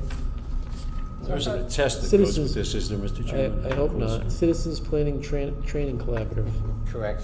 I thought this would be a nice refresher for existing members in terms of what state law has to say for planning board members.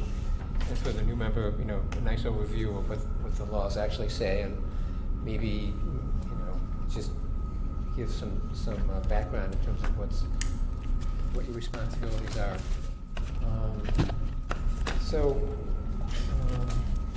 A bunch of things covered here: the open meeting law, conflict of interest law, planning statutes, etc. So this module discusses the roles of planning board and ZBAs. Mass majority of land use occurs at the local level, and I thought, this is important. The Home Rule Amendment grants municipalities the right to adopt local ordinances and bylaws that do not conflict with state or federal law. So generally, the towns can adopt things that, to govern their own affairs, unless the state has already done something in that field that the town cannot supersede. But couldn't the town, like I thought, on some laws, like the state could set a threshold on something, but the town could make it a little bit more restrictive, but they couldn't make it less restrictive? Probably depending on the law itself. Okay. You'd have to look at each law individually to see whether the town can supersede that and make it more strict. Okay. But sometimes, you can't, because the state has already said this is the most you can do.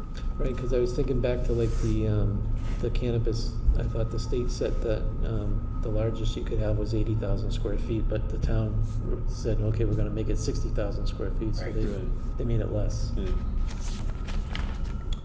So zoning basics, the zoning bylaw regulates the use pattern and appearance of development through zoning districts, dimensional requirements, use requirements, and other regulations. Districts must be uniform within the district for structures or uses permitted and shown on a zoning map in a manner sufficient for identification. Uses are permitted within zoning districts by right, which may be subject to site plan review, by special permit, and by variance, which is rare. Use variances are not allowed in Dudley.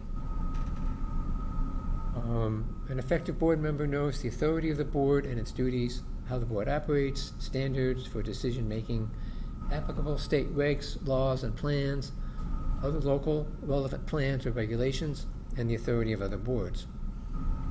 So, planning board under state law may be 5, 7, or 9 members, and as you know, Dudley's 5.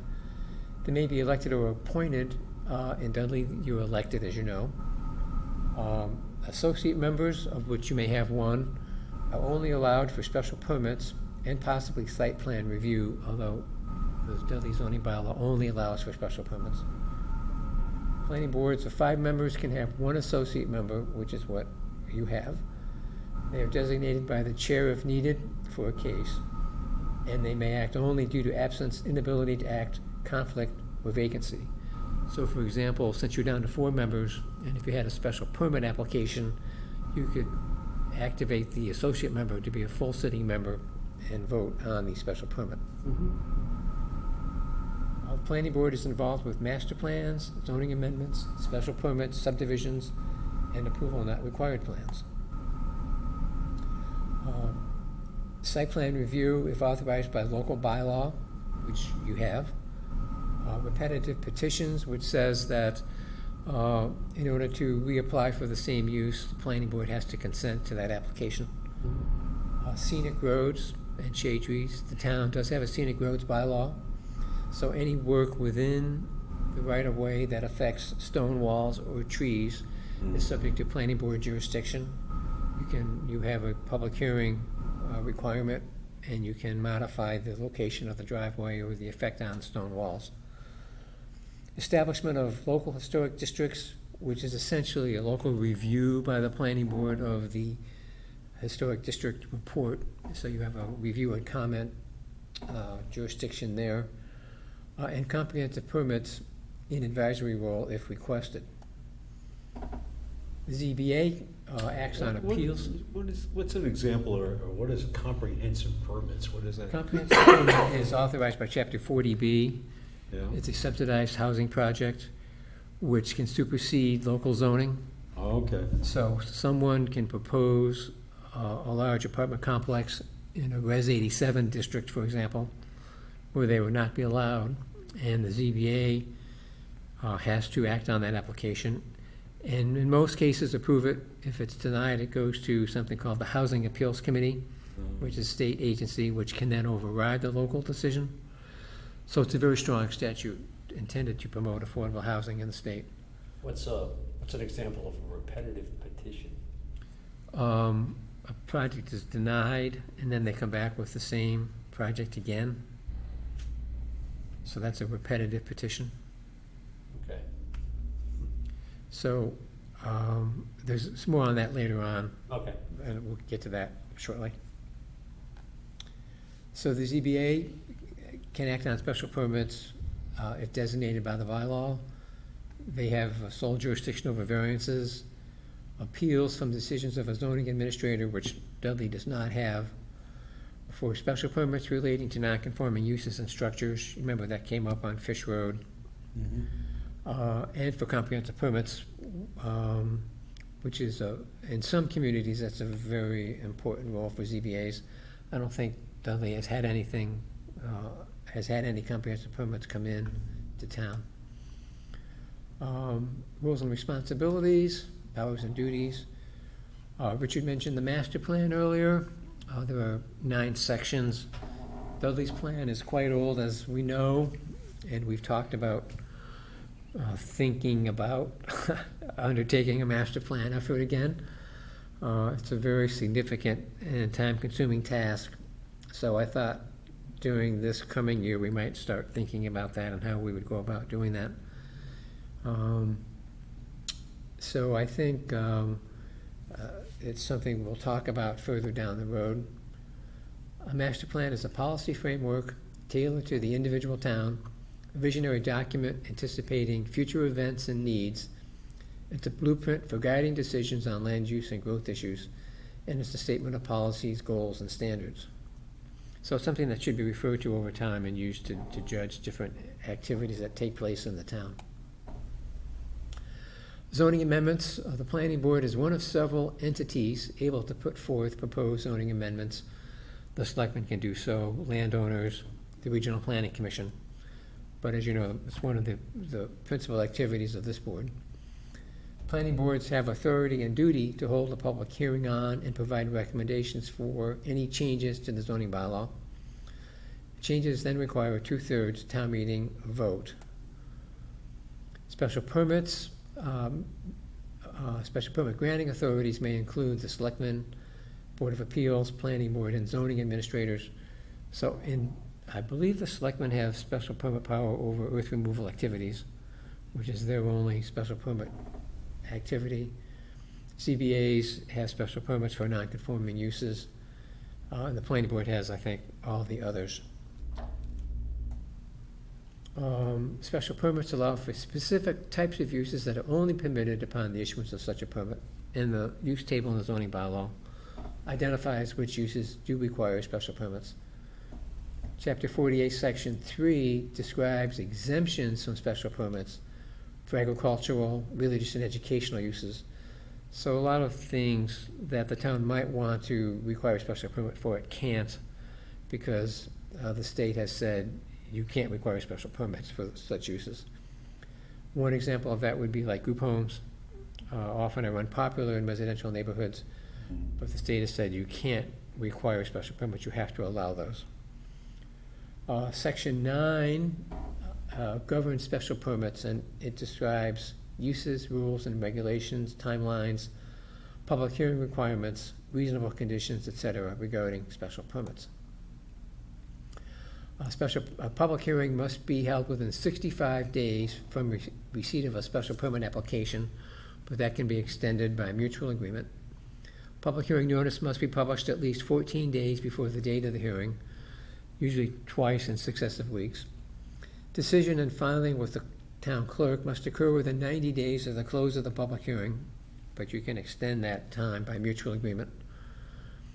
The voting requirements, it's a supermajority vote for a special permit, which means it's unanimous for a 3-member board, 4 members of a 5-member board, and 2/3 of a board with more than 5 members. And you cannot transform into a smaller board. So for example, since Bill's left, you still need 4 votes for a special permit. Okay. Because we are A technically 5-member board, right. So that's why it's important to have an associate member, so that you can get that 4 out of 5 requirement. And then special permits lapse within 3 years or less if not begun. I thought we had something in ours that said 2 years. It was changed a couple years ago. It was, okay. Yep. Do we know, do we have any special permits that are reaching a point of expiration ahead of us? I'm trying to keep track of that, not that I know of. I'm just wondering whether You know, there's. Legacy Landing, for example, was a special permit that's under construction. Mhm. The marijuana facility was a special permit, but that's not 3 years yet. There was we gave a special permit for a solar farm off of Oxford Road. Right, Oxford, that Ave. might, I believe that's got another year to go, Okay, but I did prepare a table that shows those deadlines, which I Good. refer to occasionally to make sure that okay. we don't lose anything there. So the subdivision control law, the purpose is to protect the safety, convenience, and welfare of the inhabitants of cities and towns by regulating the laying out and construction of ways and subdivisions, providing access to the several lots therein, which have not yet become public ways, and ensuring sanitary conditions in subdivisions, and in proper cases, parks and open areas. Subdivision is the division of a tract of land into 2 or more lots. A division of land into 2 or more lots will not constitute a subdivision if every lot has required frontage on an adequate way, which will be discussed below. Planning board adopts subdivision rules and regs, determines whether a plan requires approval, reviews and approves or disapproves preliminary and definitive plans, holds public hearings for definitive plans, obtains performance guarantees, releases lots, and advises the ZBA on comprehensive permits that are subdivisions. So a lot of what this board does is administering the subdivision control law in town. The performance guarantees are something that the developer gets to choose. They may include a bond, deposit of money or securities, covenant, which restricts the sale or construction prior to completion of infrastructure and utilities, tripartite agreement, which is an agreement between the town, a lender, and the developer, whereby the lender retains funds under a first mortgage, can use one or a combination of guarantees, which we've done here in town. And as I mentioned, the applicant selects the types of guarantee that they want to use. Preliminary subdivision plans, we've had 2 of these recently. This opens negotiations between the planning board and the applicant. They are required for non-residential subdivision plans, which is why we had to do the Fish Road plan. They are not recorded at the Registry of Deeds. There is no right to appeal a decision on a preliminary plan. No public hearing is required, and the board has 45 days to act on the plan. Definitive plans, the board may approve, modify, and approve, or deny the plan. Before endorsement, the board requires submission of a performance guarantee. These plans are recorded at the Registry of Deeds / Land Court, and the plan must be recorded within 6 months from the date of endorsement. The plan is submitted to the Board of Health with a 45-day response period. The planning board must hold a public hearing. And by the way, under the Board of Health review, if they recommend or require that certain lots cannot be built upon, the planning board has to incorporate that into its decision. For a non-residential plan or a residential subdivision with a preliminary plan, final action is required within 90 days. For a residential subdivision with no preliminary plan, final action is required within 135 days.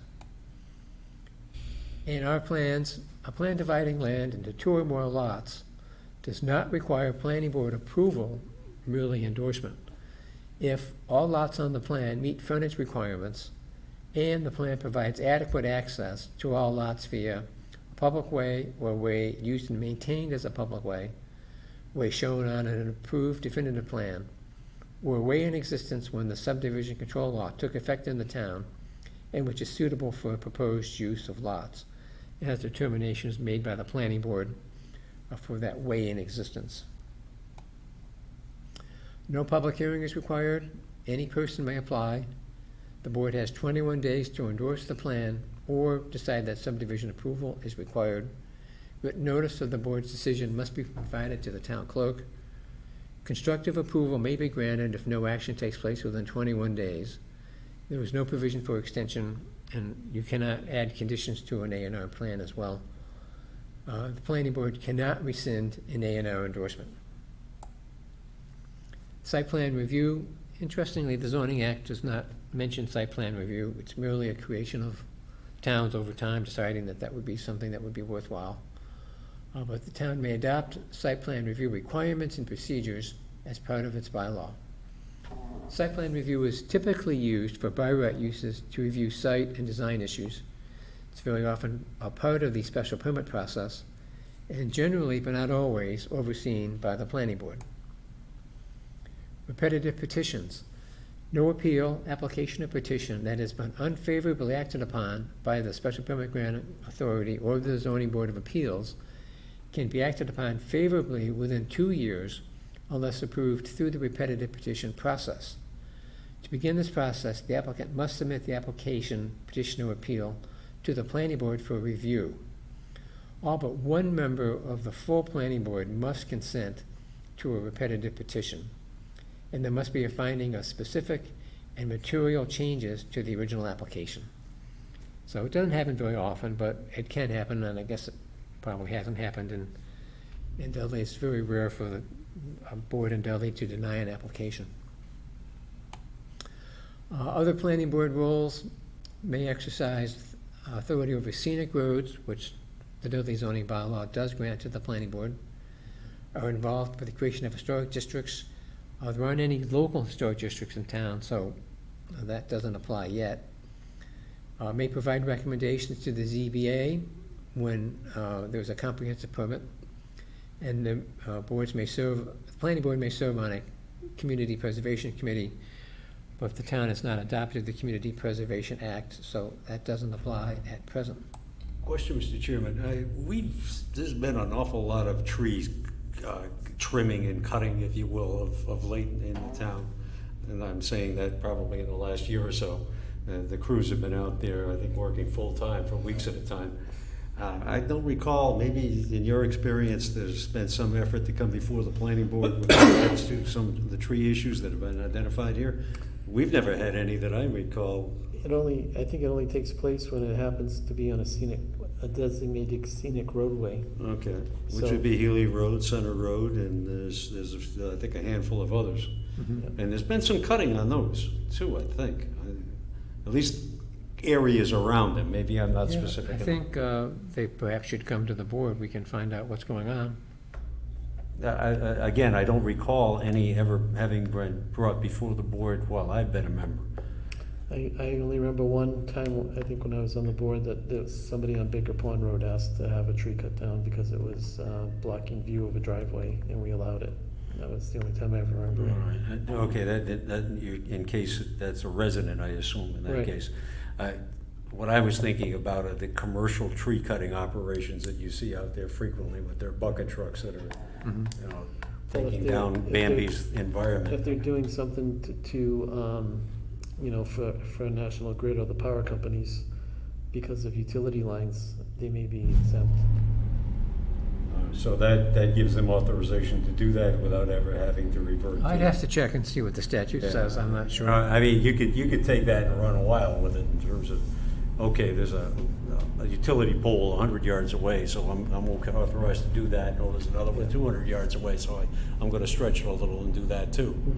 I don't know, I just, again, it speaks to, you know, the character of the community, that kind of bucolic sort of nature that we like to think of in terms of part of Dudley. So generally, you know, the Scenic Road Act only applies to the right-of-way. Mhm. So if anything is outside of the right-of-way, it's not subject to that jurisdiction. Okay, but So these if would there's be, a stone wall or a Right. public shade tree within the right-of-way, then it would be subject to that Scenic Roads Act.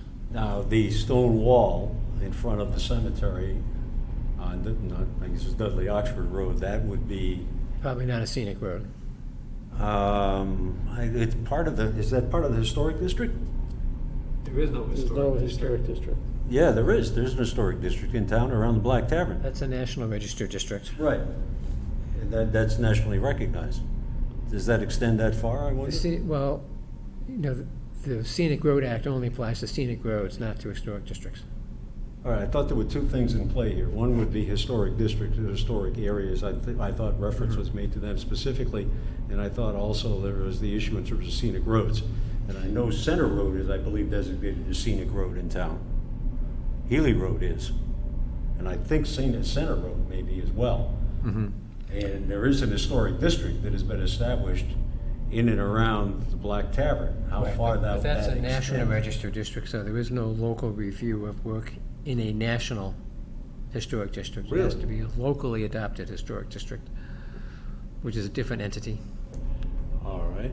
I mean, that, I don't know if that cemetery is a historic, I'm sure it's historic because it's old, I but believe it is on the National Register. it's on the National Register. So, I mean, obviously, we wouldn't want to lose the stone wall to Well, yeah. a snowplow or something. No, well, there's some questions as to what needs to be done or might be done with regards to the wall. That's come up before in our meetings in the past. And do we have responsibility, jurisdiction, or involvement with that? I guess it's a question. That wall. I don't think we have anything right now. I think the only thing that we would be, if we were gonna propose, you know, new sidewalks to be built in that area, that we would make preserving that wall part of the new sidewalk project. All right, but if someone were to come forward with a proposal to do something with that wall, would that have to be presented to this planning board?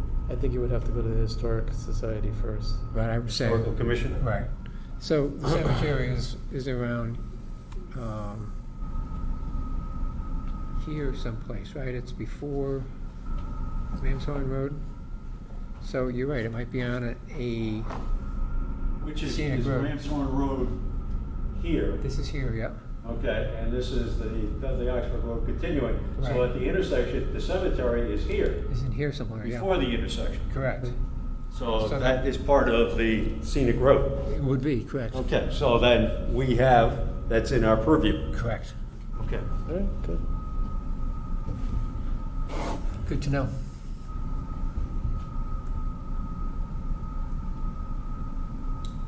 I guess I'll skip over the ZBA stuff unless you want me to go through it, but it doesn't really apply to the planning Get board. up down the road. Excuse me, Mr. Chairman. No worries.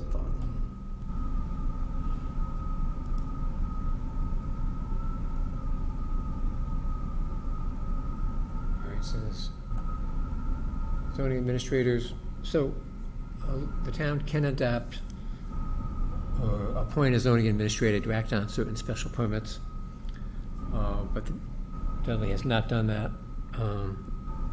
In some communities, they might have, say, the zoning enforcement officer also be a zoning administrator and grant special permits for certain kinds of uses to sort of minimize the caseload on the volunteer boards.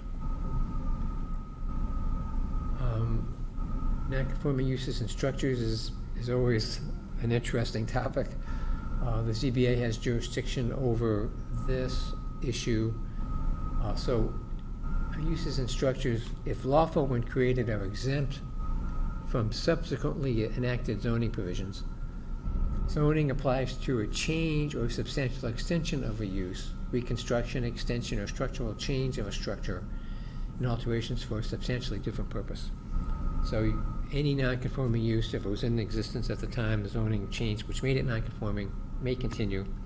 But if you want to alter or change it, it becomes subject to the Zoning Board of Appeals jurisdiction.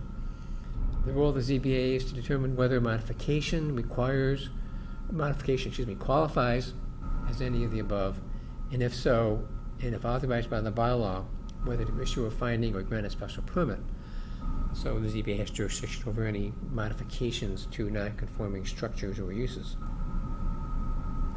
Comprehensive permits, again, is the power of the ZBA, which is a very complex statute, which I'll skip over for now. So the decision-making process, the board's record of any decision should include the application, the correspondence between the applicant and town staff, written comments submitted by members of the public, oral evidence presented at the hearing, plans, drawings, etc., consultant or expert reports, written testimony, public hearing notice, municipal records and other documents submitted during the proceedings, and the board's findings, which include reasoning for positive findings and are supported by facts that relate to the required conditions or standards of the bylaw. And no such evidence was provided to meet these standards, the board's findings should state this. Rules and regulations. Every board should have a set of rules and regulations that govern its operations. And I don't think Dudley does, or at least the planning board doesn't. So it's something we might want to work on to adopt the board's, regulations for how it will operate. Many towns go beyond the minimum statutory requirements and adopt a more comprehensive set of rules and regs. So the ZBA must adopt procedural rules and regulations. Special permit granting authorities must adopt special permit rules and regulations. And again, I don't think the planning board does. The planning board, under the subdivision control law, chapter 41, section 81Q, has subdivision rules and regs, which we work with all the time. Board organization, procedure for electing officers, officer duties, appointment of other boards or other bodies, etc.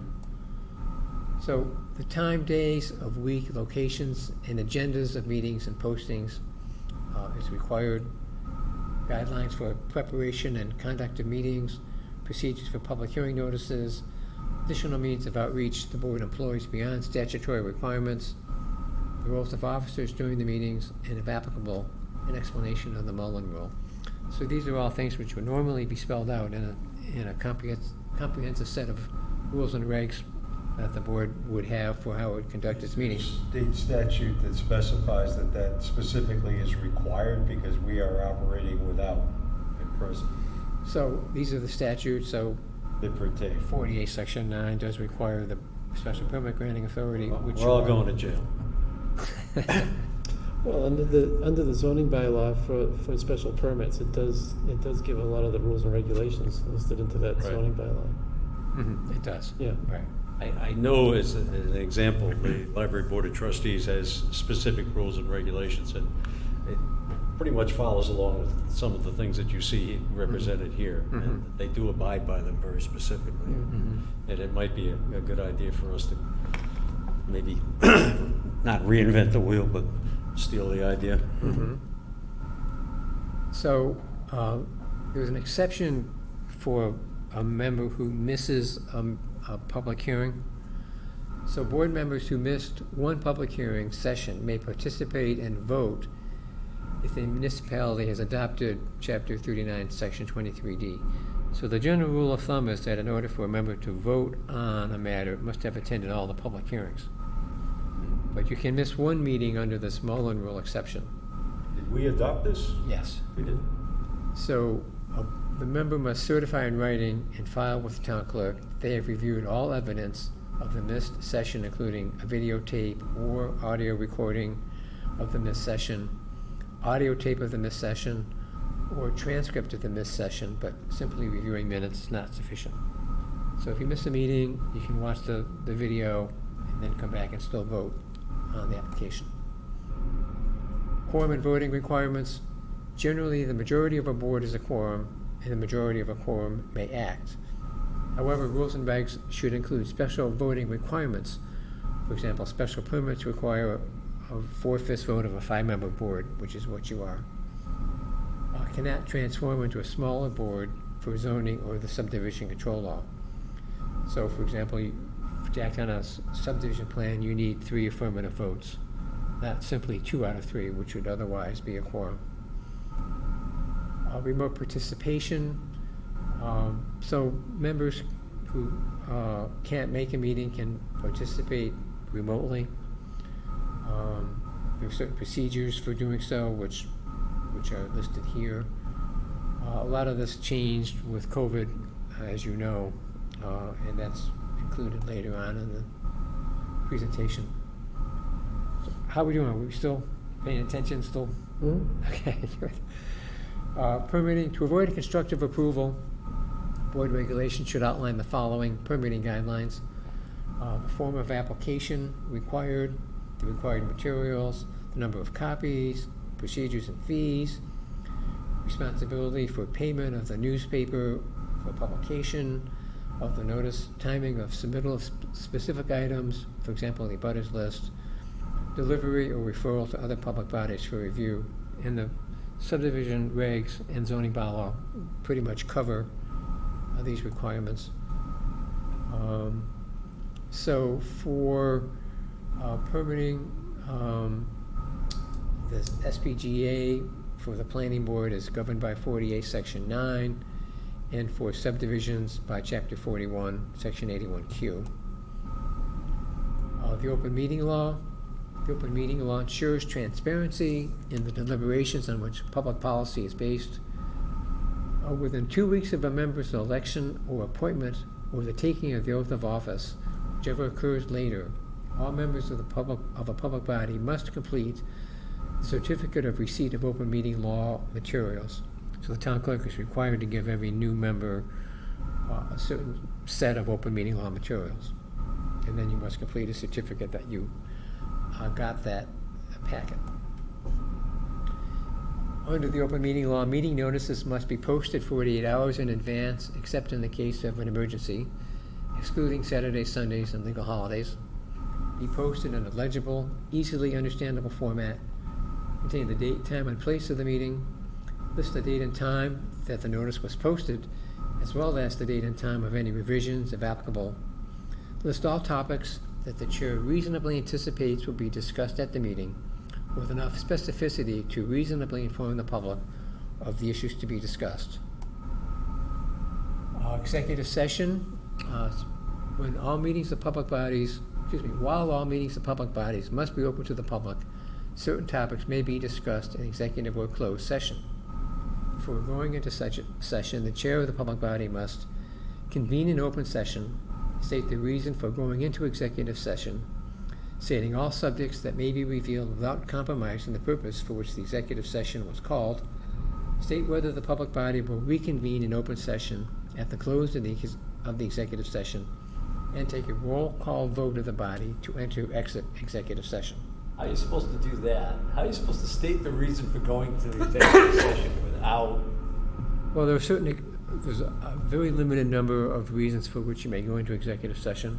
For example, if you're going to enter into labor negotiations with a union, Yeah. you can state that up front and say, that's the reason why we're going into executive session. Okay. Or we have a lawsuit, which we're currently figuring out legal strategy.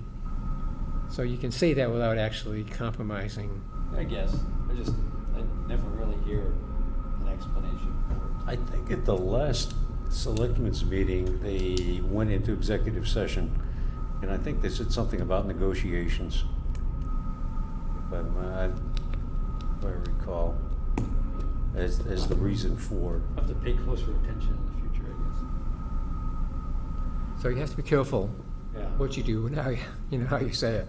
It really doesn't apply to our board, right? I mean, I No, it can. Well, If you're We've sued, done it. Oh, have you? yeah. Yeah, we've been sued a lot. I think I heard that about this board. Yeah. So it's To look forward to. it's quite possible. The public records law.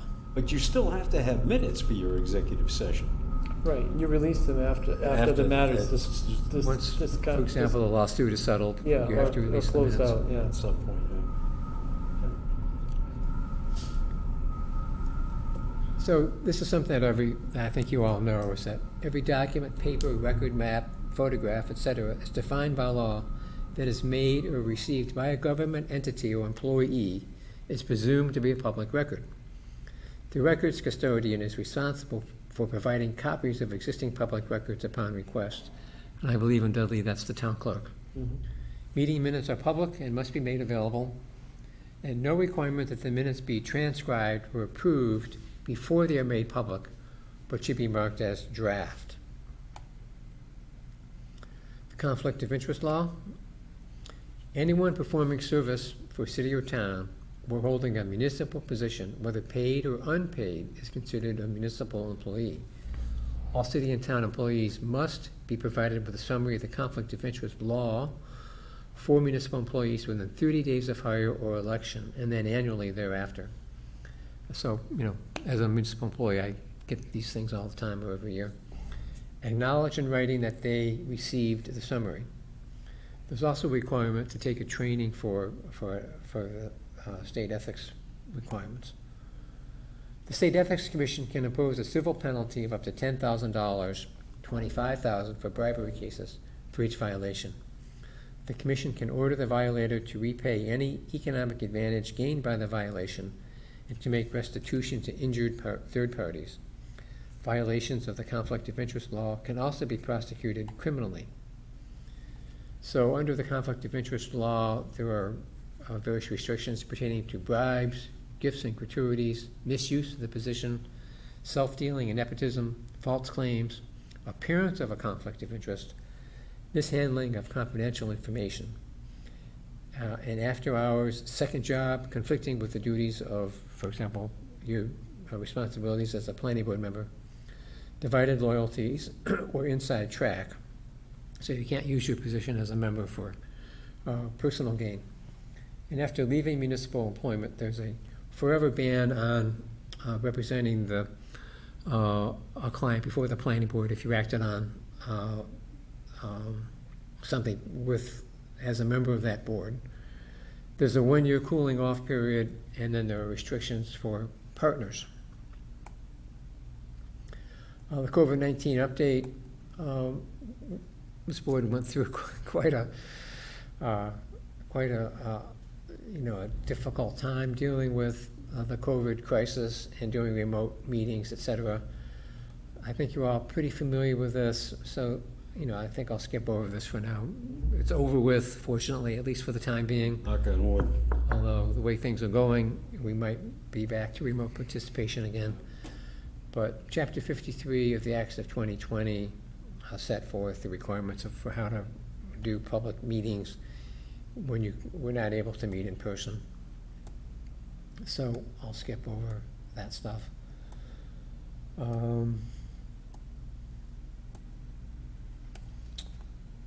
So that's it. Okay, great. Thank you. I think it's good to just do this periodically, just to remind you of what state laws govern your activities and what you're required to do. Bill, that requirement for the conflict of interest certification, that's an actual requirement? That's not voluntary? Now you're gonna sign it.